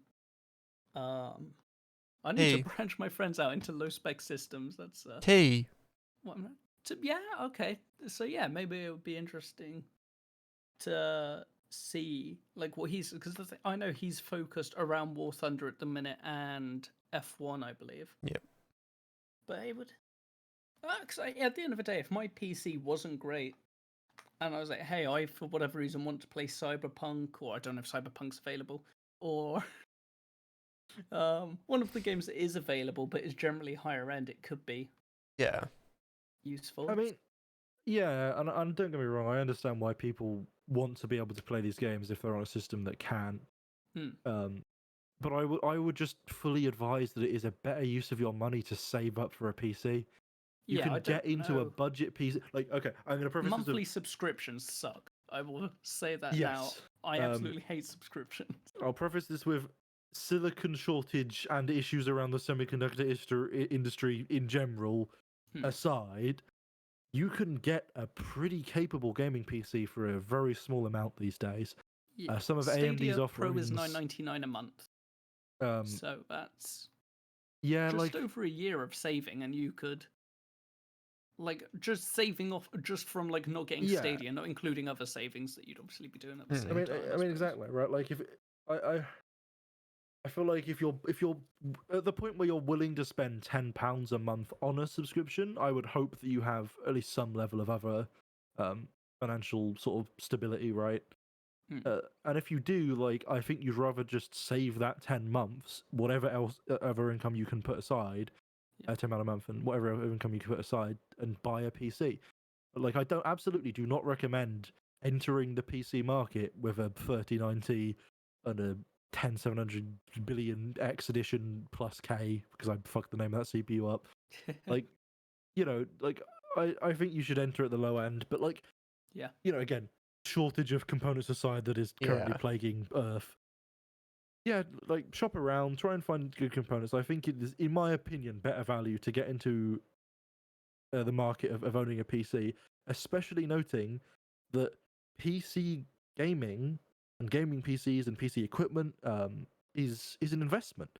Like, I can sell my PC. Yes, All of us can absolutely. sell our components secondhand, and there is a huge, especially right now, Yep. huge secondhand market for PC components. If you are one of the people listening to this and you are looking to buy a PC and think, actually, yeah, I'm convinced I'm not going to get a Stadia subscription. I'm going to save up for a PC. Look at secondhand components. Buy You can mine. get some Yeah, pretty for new real. stuff for really pretty reasonable if you shop around a bit. Like, it's very reasonable too. I mean, it's a bit of a mess right now. Again, there's a shortage and that side, but in general, I'm talking over the history of components being sellable online. I would say do that. It's better value. I would say do that in general when it comes to buying anything tech related. Mice, keyboard, audio setups, monitors. You can make some really good savings looking on Facebook Marketplace, eBay, Gumtree, other second-hand websites or second-hand sellers. Having a look now, I'm just it's a great looking option. around, seeing what the cheapest cloud gaming, and even then, it won't be like a superb one, but I want to see what the cheapest one I can find is. I have some streaming game news though. Yeah, I was just also going to say, technically not necessarily TOS compliant, depending on the service. But even if you don't buy physical games, right? like if you're playing for a subscription service, you're paying for a subscription service. Sorry, for a cloud gaming service, you don't own those games. You're not going to own those games, which kind of sucks. If you're buying games, even digitally, you can technically resell your account, and I do not necessarily suggest you do that because you could end up with someone very angry at you if the account got banned down the line or whatever. But you technically can do it, right? Like, for example, you have a Steam account, you purchase things on a Steam account, that value doesn't go to nowhere. That value increases the value of your Steam account, and you can sell your Steam account if you chose to do so. I personally don't think you actually ever really have a reason to. Like, unless you're in an industry of selling Steam accounts, at which point I do think that is morally quite wrong, because it's just scalping digital copies of games at that point. Yeah. But if you own a Steam account, I actually don't think there is really a situation where you'd want to sell it. Like, you just keep adding stuff to your Steam account and keep getting cool new stuff to play. But what I'm trying to argue is that, like, buying stuff digitally for PC is not a complete loss of the money, right? There is still value that you possess, that you own from doing that. As it is now, like, there are very much systems going forward that are trying to push the concept of you not actually owning the games you purchase, and it gets iffy in that regard. But in general, I think PCs are good investments, and people should always consider that when buying. And talking about streaming, and wanting to buy PCs, apparently Steam can now stream your game at 8K. If you really want to. You'd have to have some bandwidth. That would be. I know. But no, it's news I just saw, which I haven't actually seen anything about this, but it kind of does excite me. Because I've been playing a lot of EFT this year, and I plan on getting more into it and streaming some more. Stalker 2 gameplays. Oh, sorry, some of Stalker 2 has been revealed, like images of the models and all that, and it's looking phenomenal. Oh, okay, I didn't know they were working on that. Yeah, I'll send you here you go. Here's an article, one of the videos. But some of the models they're working on just look absolutely phenomenal. I may say myself, it's amazing with what they're doing. I don't know how big the team is. I haven't actually looked into anything. As mentioned, I've only just learned about this, but yeah, I'm interested to see it. Build from 2012, and man, does it not look anything like it does today. Yeah, it's ridiculous. Oof. So I mean, to be fair, good to see that. As someone that doesn't know much about this game, looking at the video you sent, these all appear to be X-program renders, so I doubt they're going to appear in this fidelity in the game, because models never do. Yeah, I would unfortunately absolutely argue that yes, they look good, but that's also when you get the actual model file, that's what they would look like in a fair amount of other games. Yeah, in the games that have the it's still from an artwork perspective, the models that are created for some games. I mean, the maps that are created for some games, the detail that in general is involved in game dev is insane. Like, it is. Like on one hand, I think it could be very easy to think that someone creating a prop in 3D for, like, the background of a movie would be a higher quality model or higher fidelity model than a video game. Often not, because it's unshot for like 4 seconds, right? Like, and it's out of focus, and there's a bokeh or whatever, right? Like, video games really have some insane detail put into the modeling that doesn't ever really get shown in the game. I would say a good way of saying it to compare that is in movies, they make it for the shot. So if it's as you said, if it's in bokeh, they're not going to put a 6K texture on it. But if it's a close up, then yeah. While in video games, it could be 50 meters away, it could be across the map, it could be in your hands. They have to have different levels of detail. That's what LOD is in games, and I think people who play games are well aware of that. But they still, they still have to put they are well modeled and well created, in a lot of games. So, and especially these days, like the better graphics we get, the better technology we get, the more fidelity that they have to add and make sure these models are, especially in some of the top tier games that are being made these days. Yeah, it's amazing what they can do. So, yeah, and actually talking about that, one of the models I saw recently, character models, was again, we were watching in this event, Back for Blood. The zombies actually look. I really like the art style in that game. It's got that semi-cartoony-esque look, like sort of like not high fidelity textures. It's just like they are, high resolution textures, but they don't have that ultra realistic look. They've got that sort of cartoony, sort of like cel shaded sort of look, but it looks really well in a 2021 like a lighting engine. Like, it just looks really good. I'm actually excited for that game. I wasn't too interested in it. I was like, oh, there you go, there's a Left 4 Dead clone. But the more I've seen of it, the more I've heard of it, it's a game I'm actually looking forward to play with people, It's been a while since I played Left 4 Dead or a Left 4 Dead-esque game, and one coming out that looks that good and the gameplay looks quite decent, to be completely honest. I'm interested to play that with some people. So, yeah. Yeah, I'll be happy for that when that comes out. Yeah, definitely. The alpha's coming out in next month, or have they delayed it to August? I can't remember.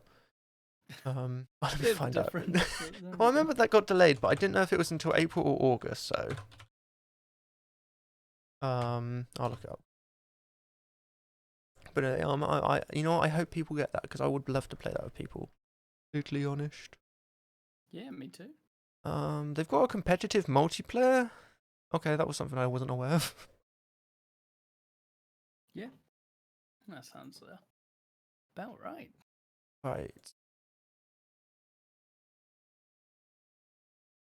And talking about other really good games coming out in alpha, we've got Odyssey. That one's questionable between us lot, because the game itself isn't questionable. It's the economic side of things, I believe. Yeah, like as a big Elite fan, it is for me at least. Right. Yeah. I will simply say this: one, the season pass quote system that they named it / effectively paid expansion system, because the Horizons was called a season, and it was a season like well before like season passes were what they are now. Like, it's a paid expansion system, right? You buy a base game, you pay for game, and the fact that now they, at least with Odyssey, setting the precedent that in future, when the next expansion releases, the previous ones will merge with the base game. It is a good thing. Like, I personally prefer it to the other funding model of subscription-based services or free games that have horrific monetization, etc. Nevertheless, Elite has predatory monetization. I speak out against it, and I do not like it. The old system of having an online store where you just added things to your cart like every other online store in existence to purchase in-game items was fine, because you could very clearly see I am adding this skin pack for $3.99 GBP. I am adding this weapon detailing for $3.99 GBP. And it was very clear how much money you're spending. Now there's an in-game currency system, and cool that you can technically earn in-game currency in-game. It's not exclusively. I'm going to pretend that Frontier added that because they're such nice people, and not because it's a legal requirement to sell it in multiple countries in Europe or anything.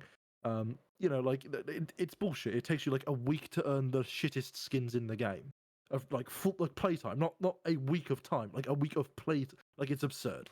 Like, the in-game system sucks. Like, in my opinion, I think they should absolutely get rid of the microtransactions Elite and return it to the previous system. You can have an in-game store for all I care. Just visually, very clearly display you are spending this much money in the person's currency, because there is an abstraction that is predatory to using an in-game currency and saying, like, hey, look, you're using this.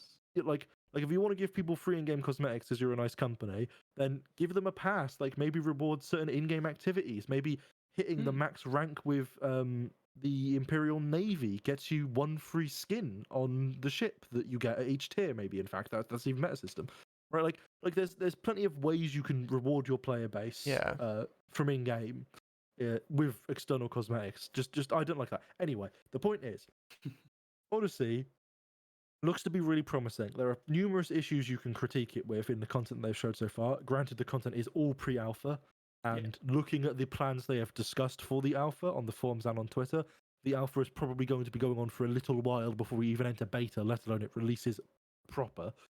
So, there's that to consider.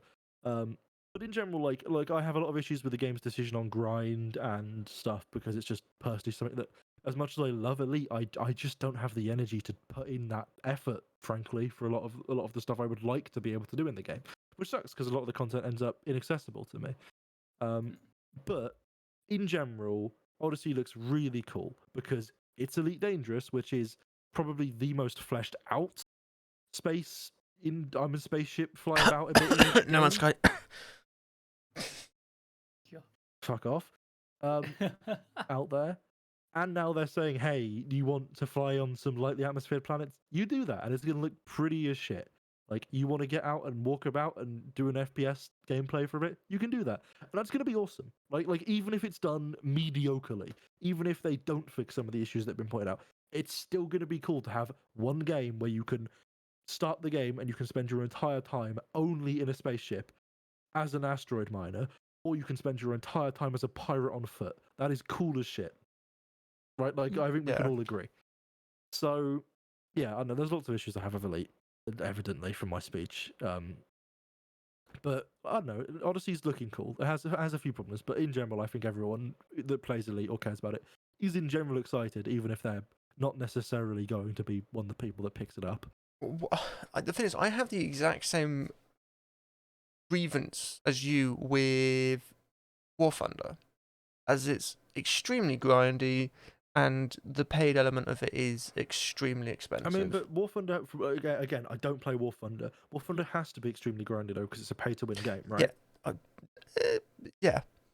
Yeah, so like that's grind that's added because it's necessary for the economic model that the game works under.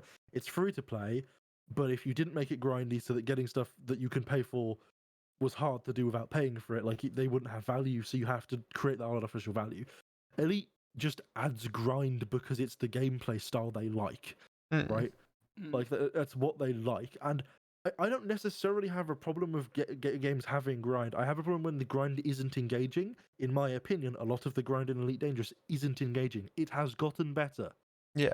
Don't get me wrong. They've improved it since a while ago, but it's still there. And for someone that doesn't have the energy personally to be able to sit down and say, I'm going to do this same repetitive action for the next 8 hours to get this one engineering unlock on one of my ships, like, I don't have that energy. Some people do, and stuff. And I don't necessarily have a problem with you having to put in a lot of work.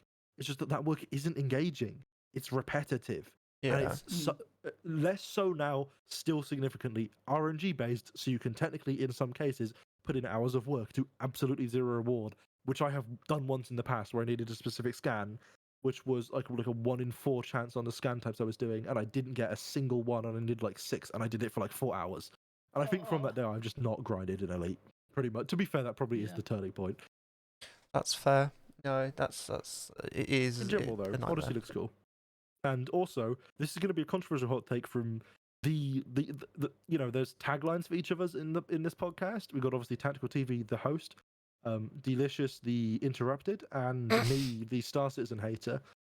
But I will flat say this: while I have a lot of problems with the monetization of Star Citizen, where I can shit on them a heck of a lot more than I can shit on Frontier, because Frontier did not take a bunch of people's money and continue to charge them an absurd amount of money for a game that is still not delivered on a team significantly bigger than Frontier's. Cough, cough. For a considerable amount of money more than Frontier's. Cough, cough. in general, this is competition for Star Citizen in a more direct way, which is a good thing because it forces them to actually fucking make a game and continue fixing it, which Okay. is good. More space games is good. Yeah, I'd agree. It's one of those genres that I think it's catching back up, and doing very well at the moment. Definitely, there's been huge developments in that in all scenes: Star Citizen, No Man's Sky, Elite Dangerous.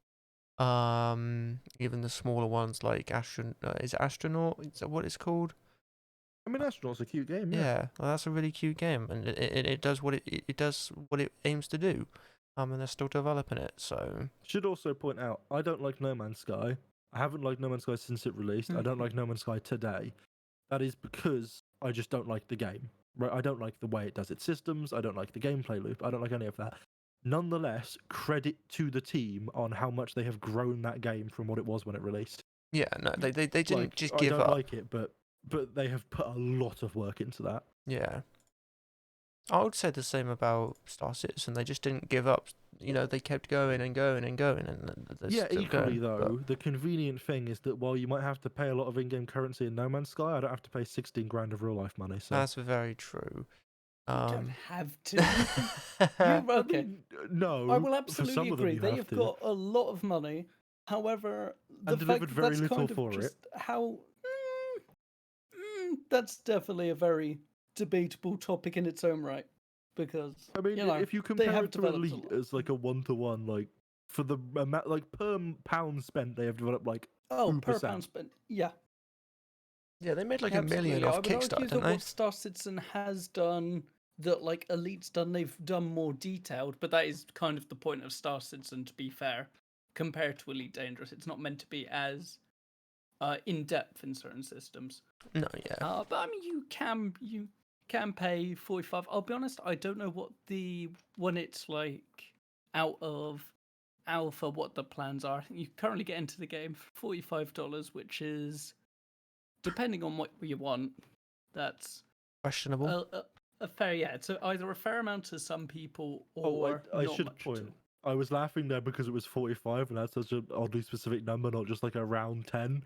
I think 45 Yeah, is reasonable, especially if you argue that to compare it to Elite Dangerous, to get into Elite with comparable features which will need an expansion pass, it's about the same amount of money. I want to say I don't know if that's 45 including the story mode, because the story mode is a separate part of Well, yeah, Star Star Citizen. Citizen's like sort of like 40 games as well, but that's a whole other issue. Okay. The standard starter pack, I think it's $20, isn't it? $45. Oh. Yeah, just that's gives what you I Star was Citizen. I referring don't think you can. I don't even know if you can play Squadron 42 currently. Actually, I Oh, thought so you you could. can pay it, but it's not out yet. You can pledge to to be it. fair, Squadron I 42 swear I've is where seen my gameplay. Squadron 42 is where my like knowledge ends. Okay. To be fair, I've not really heard about this today. I wondered why it was showing as a separate game when you click like games on their website, but that makes sense.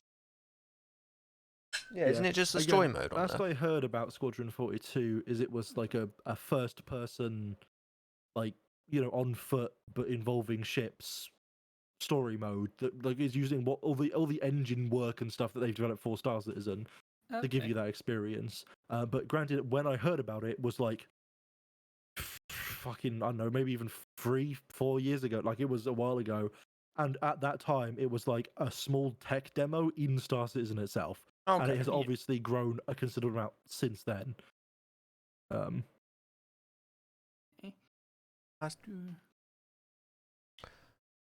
Yeah, I think you still can though. Spend like, hey, if you want to buy a ship for $3,000 for some reason, go ahead. Go for it. Yeah, like I'm now trying to. I remember Jack Fragg's. Find No, if sorry. it's still $3,000. I remember Frankie on PC made a video about it, and I'm like, is he flexing or did he get sponsored? Oof. That is a big amount of money to spend on one ship. For real. That's what caused. That's why he doesn't upload like, anymore, because he went bankrupt because of that one purchase. Like, again, like, Star Citizen is a cool game, right? Like, every bit of gameplay I've seen from it, as it's developed over the years, it is cool, right? Like, I like space games. If that isn't obvious, I like Elite because it's a space game. Yeah. You know, but the problem I have with Star Citizen is how little they've done for the amount of money that they have received. Yeah. Because I just find it quite predatory. I would personally find it near enough borderline impossible to trust that the 16 grand I give for my cool ship is even going anywhere useful. Like, I think it's very hard to. I'm gonna buy the devs money at dinner. Sorry. Yeah, buy the devs money. Good idea. I guess whilst technically. I agree and like could see that point of view, I think it's hard to put into perspective with any game, like money to work done. If you look at one of those Kickstarter games where they just ran off with the money, that's easy. I think in this case though, where they are going so in depth with systems, again, from what I understand and from last time I played, which was admittedly too long ago, I think it gets a bit fairer when you consider. Okay. Here's what's I think it will definitely be fair once it's actually out, and like properly out. Right now, Yeah. it's more than playable. There's a lot going on, but once it's properly there, then I think we'll be. From the gameplay I've seen, and this is like talking like 5 months ago, it looks pretty good at the state it's at. I wouldn't say it's 2 million good, but it's good. Yeah, it's one of those games I would be interested in playing, to be completely honest, Yeah, because I I mean, like to yeah, explore. So Elite I Dangerous. think it's just for me it really is just like the amount of money, like Isn't it how do I someone's word it? birthday Like, soon? Potentially they could get it on their birthday. what are they at now? Yeah, so they're in total now they're at 300 million USD, Oof. Jesus and for like the amount that they've made, from that, like in comparison to what Elite did with the original game for 12 million, it's like, like, don't get me wrong, like I'm not trying to compare original Elite to even current Star Citizen. I mean, obviously Elite's grown a lot over the years, but I'm just saying, like, I would feel much more comfortable with Star Citizen if they had taken I think they initially raised like 100 and something million in like the first pretty early period. Like if they had produced a more like if they'd focused on one specific area and got it to like 100% polish, so that there was that to then be like, look, we can do this to this level of polish. Because having not played, from what I've seen of reviews and videos on YouTube and stuff, what they have right now is pretty good in places and obviously lacking in others, but none of it is like done yet, so to speak, right? Like there isn't a single thing in the game that could be described as finished in a complete sense. And I think I would have much rather like finished a section sort of first, because again, like for me, it's about like, how the hell do I justify spending that much money on this game? Not that I probably would anyway. Like, I feel sorry for the people that do spend this much money on these ships, because it doesn't. Yeah, They haven't yet demonstrated that they can actually do this thing that they're claiming to do. It's like the I think longest that's going just a runaway large with amount of Kickstarter money. Like, yeah. And they've got 70 million. 65 million in a investment as well. I should point out. I would like to which say Elite also had, not that much, but it also had private investment, which is relevant to mention. Yes. I feel like the thing with you compare 16 grand and you don't get, like, it's a completely valid argument. I completely agree with you. You should be, at least, I don't know, it feels like it is, you should be getting more out of that, I guess. But my only thing to that is, dependent obviously what they said, it's like tier 2 and tier 3 subbing on Twitch. You're doing it out of kindness of out of your pocket, You're just helping out someone. Again, it's a little different, £40 compared to 16 grand, but No, yeah, I feel like it's the same idea. I can understand, especially if you're one of those people who spent that money expecting more out of it. Why, for one? But two, I feel like if you're spending that sort of money, you probably have spare. You're doing it out of the kindness of your heart to see where this game goes or to help them out in some way. I guess one way of describing it is like Fredo mentioned, there are those Kickstarters, right? That just like take the money and then up and leave. They literally just fuck off. Yeah. Right? But there are also those Kickstarters that like lead a group of people on, kind of like them doing the thing they said they would, and keep releasing like small incremental updates, but never actually get anywhere. It's like, I cannot tell if Star Citizen is just honestly really, really fucking bad at time management.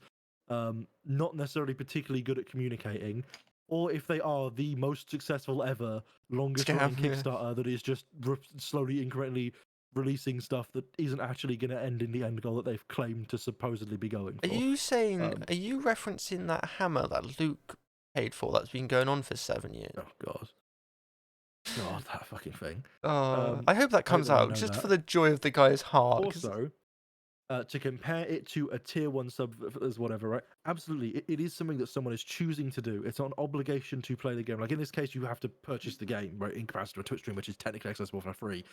But Yes, it's monetized for adverts. Like Star Citizen could be free and monetized for adverts. Like it would Yeah. be absurd. Obviously, it would not do well if that was the case. But it's also to I say can that see that's just in a the Elite choice you Dangerous can stations. make. Could you imagine? That'd be so I awful. really can as well. I I can hate see that that's so easy to imagine. Yeah. Mhm. Anyway, oh God. To say that the 16 grand is just a choice someone makes and not predatory is to also imply that a Twitch sub isn't predatory. That hype trains aren't inherently predatory. Don't get me wrong. I think in general they're considerably less predatory than a lot of other methods like microtransactions, right? But there is a culture of subbing on Twitch. It gives you exclusivity. In general, whether they mean to or not, subscribers get better treatment in someone's Twitch chat, right? Like, so there is an addiction, a sort of pressure to subscribe to someone on Twitch, right? No matter how much you even if you individually as a streamer respond to every single non-sub that chats, that isn't just spamming or a bot or whatever. You do everything you can. You absolutely stress on your broadcast. You do not need to sub. It is not necessary whatsoever. Say you don't even upload sub emotes, right? Let's say you go to that level, right? Say anytime a hype train starts in your chat, you actively call it out and say this is a scam. You don't need to do sub now just because this is on. Like, it's not relevant. Don't feel pressured just because you want an arbitrary emote on a website that actually has zero value. Like, even if you went to that extreme, other people on Twitch pressure people into doing it. So you can't escape from the fact that people are pressured into subbing, because that's how that works. It's how Twitch makes money. So Yeah, like, they're there's constantly always, advertising for it, man. there's always that ethical side of it. No matter how you word it, like it is inherently a part of the equation of a sub, a part of the equation in spending 16 grand on a ship. Hmm, That's just how that works. that's fair. Sadly, that's an issue of how capitalism works in general more than it is the specific cases. But yeah. Hmm. I don't know. Star Citizen is just worrying to me. That's fair. All personal opinions. We'll have to see. I like how I'm this all excited. stemmed from a conversation about Odyssey. Yeah, I'm excited to see. I much prefer. So there's like I much prefer Star Citizen for the detail and the ability to walk around your ship and all that. But I prefer Elite Dangerous for the ships themselves, the actual elements of gameplay in it. I don't know. There's positives from both, and I wouldn't mind playing Star Citizen. Because I enjoy playing Elite Dangerous. The same reason I enjoy playing No Man's Sky. They're just all fun games that have different elements to them, but they're all enjoyable in their own way. Which that's what a game's about. So I mean, I would absolutely argue that Elite Dangerous is the better game than Star Citizen, but Star Citizen is theoretically, if complete, the better game than Elite So Dangerous. how much are you And I being think paid? most reasonable people would. How much are you being paid to say that? I wish I was being sponsored by Frontier. Hit me up, Dave. Dave, Is he come on, like being called Dave. Dave? Oh, I don't know. probably Are not. we on first name? I'll call him Mr. David. Are we on first name acquaintances? First name I'm acquaintances? probably not on first name acquaintances, no. I don't know. I like a lot of what Elite does. I am very critical of a lot of what Elite does, but I do think it's a good game. No, yeah, the Elite Dangerous is definitely a good game. I'm a little upset you have to pay 30 quid to play Odyssey, but hey ho. It is technically a separate part of the game. I understand why. I would just say be thankful that they're not Activision. What was at one point a potential future for Elite is like a subscription-based service, or similar, right? Be glad that the way it's going to work is that you buy the game, you get the expansion. And considering if you think of it like you hadn't previously paid the money, and to be fair, I think honestly the biggest issue is if you have previously paid for Elite and Horizons, especially if you did not get Elite and Horizons at particularly reasonable prices. Like technically at this point, like excluding cosmetics and stuff, I think I will be close to spending like £100 on Elite at this point. Am I right in saying, just very quickly, the Horizons Pass as well? I could be wrong. Am I right in saying it was the same price the entire time you could buy it? Is Oh that? God, I don't couldn't know. comment for 100% certainty. I think it had sales though. I'm not 100%, but I think there were sales of the season pass for Horizons. But not until very late in its Because I was wondering cycle if you pay when the same amount. oh God, what did they call it? The next expansion that's technically part of Horizons and was for free that added like all of the Fargoid and alien stuff. I can't remember the name of it. Okay. That like in that sort of period, it had some sales. I think maybe by like a couple quid. Like I don't remember exactly. Anyway, the point I'm getting at is that I think if you imagine you never purchased or spent any money on Elite, considering that the base game can regularly be found on, well, not regularly, but can sometimes be found on sale for like 5 to 10 quid. That now includes Horizons. One, that's a steal. You should totally pick it up if you're interested in space games.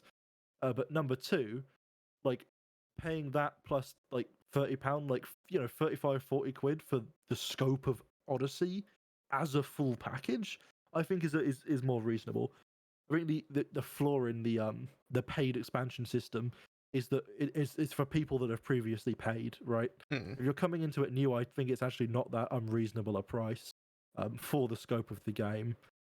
Obviously, I think everyone would obviously wish it was cheaper. That's a thing people wish for everything. But it's relatively reasonable. But if you've played previously, I think the question can be often like, how do you thank those players for historically supporting the game by buying those things? What in-game items, if any, do you give them to reward that? How do you go about navigating that? Because as someone that bought Elite and then Horizons and then Odyssey, like I'm at the point where if this continues, if 10 years down the line Elite is releasing its next expansion for £30, I'm going to be spending quite a lot of money on just the game. But someone coming into it might only be spending, like say after Odyssey they do one that has like full complete atmospheric flight on every single body in the game, so you can land on Earth-like planets and fly around, and you've got like Microsoft Flight Simulator level Earth-like planets that you can just fly around on in your ships, like, which would be cool as shit. Like like, and they were charging the base game plus the expansion or whatever, end up coming to like £45-50. I think that would again be arguably a reasonable price for that product.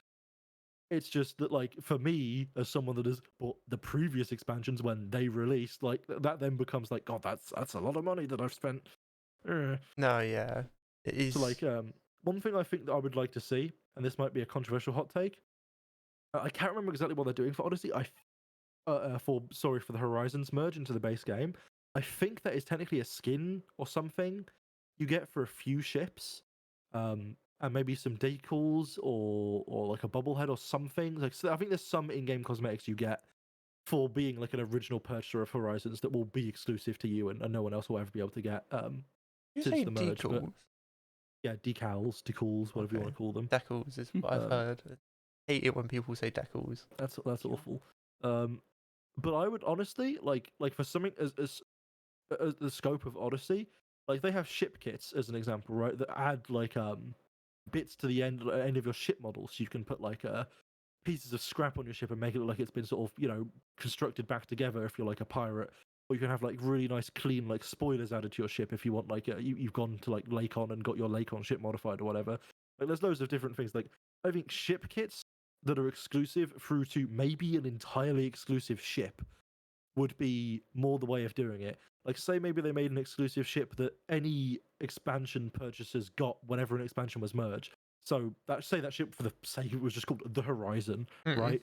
Like the all original Horizons owners will get the Horizon. When Odyssey merges with the base game for the release of Ingenuity as a example future expansion of the game, all people then get the Horizon. Like I think something like that would be a better way of rewarding your historical players, in my opinion.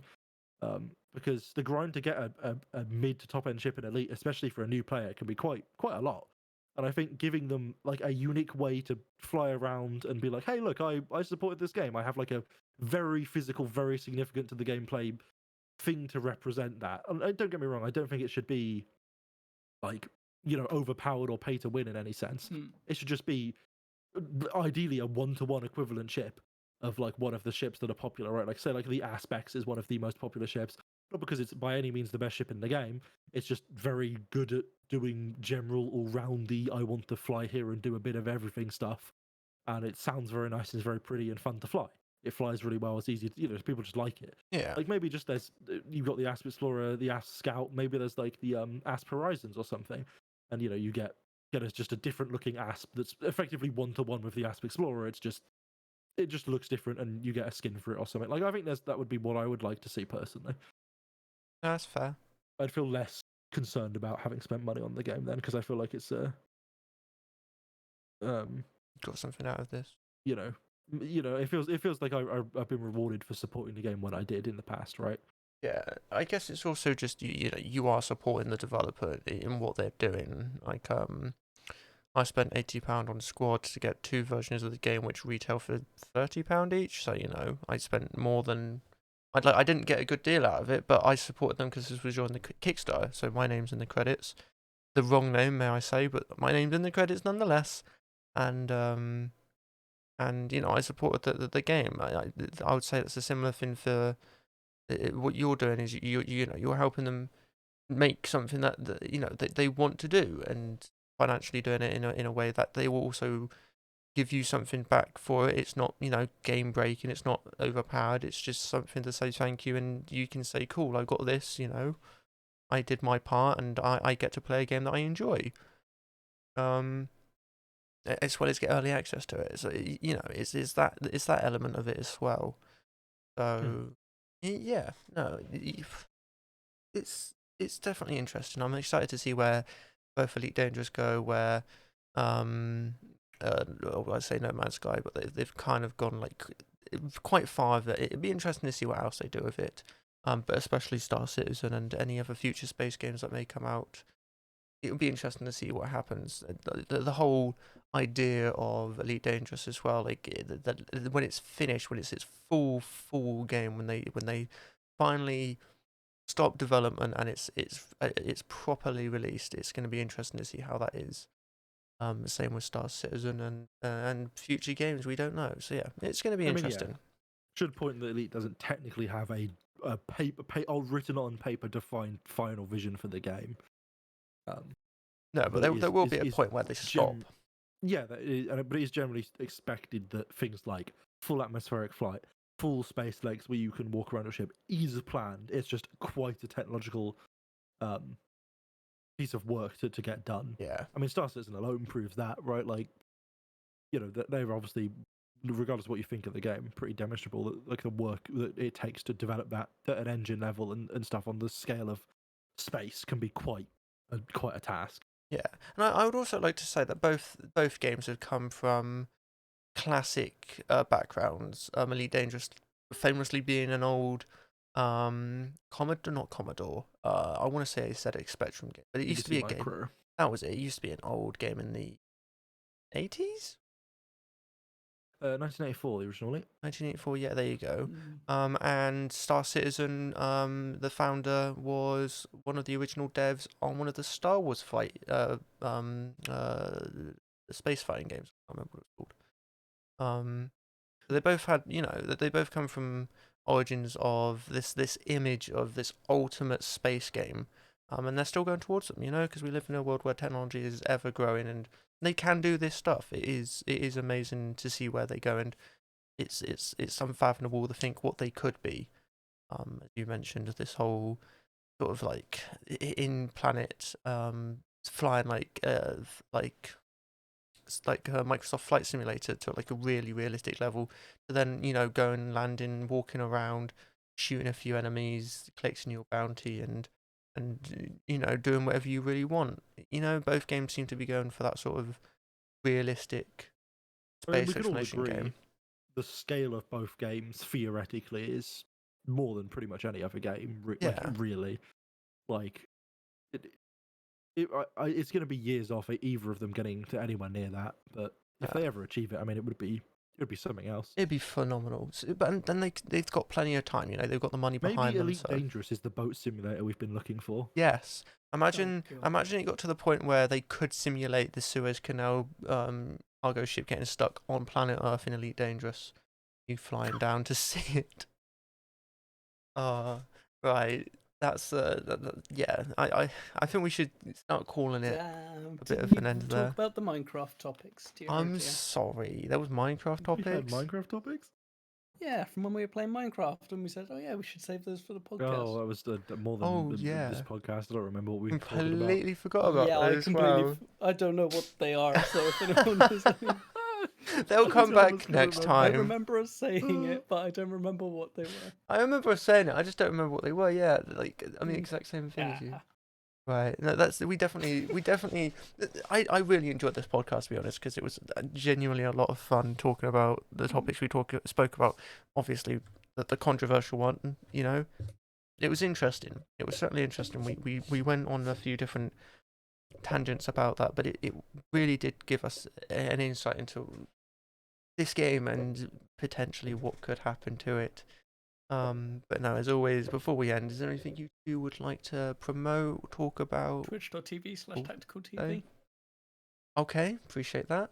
I'm going to say youtube.com/delicious, because you were lucky enough to get a fucking custom URL. Yeah, it's pretty lucky. Good enough, lucky enough. I slogged day and night for that. Damn. Take back my recommendation now. I'll promote the hit video game, Elite Dangerous. I guess. David, give him his money. It's good fun. No, it is. Sometimes. We did our streams on there, and it was a lot of fun. We still, not to continuously extend the podcast, but we need to do a canyon running stream at some point. Oh, yeah. Where we all get in speedy ships and do canyon running. Like that needs to happen. Also, I'm not going to say that because that's going to annoy you. So never mind. Yeah. Okay. Well, Oh, we we'll never avoided know. that heartbreak.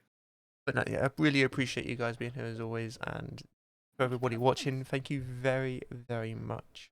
We'll see you guys next week, and don't forget this will be up on YouTube, as well as Spotify, Breaker, Apple Podcast, Google Podcast, and the rest. Appreciate it, and we'll see you in the next one. Yes. Are we doing like a special YouTube outro as well? Oh, you know me too well. You know me Oh too my God, well. we're not. Are we Yeah, actually? yeah. Oh, So, you know. I said everything I need to. I'm gone. Enjoy the podcast. Okay, we'll just cut it there then. We'll just cut it there. Right, thanks guys. Yeah, check us out next week, I guess.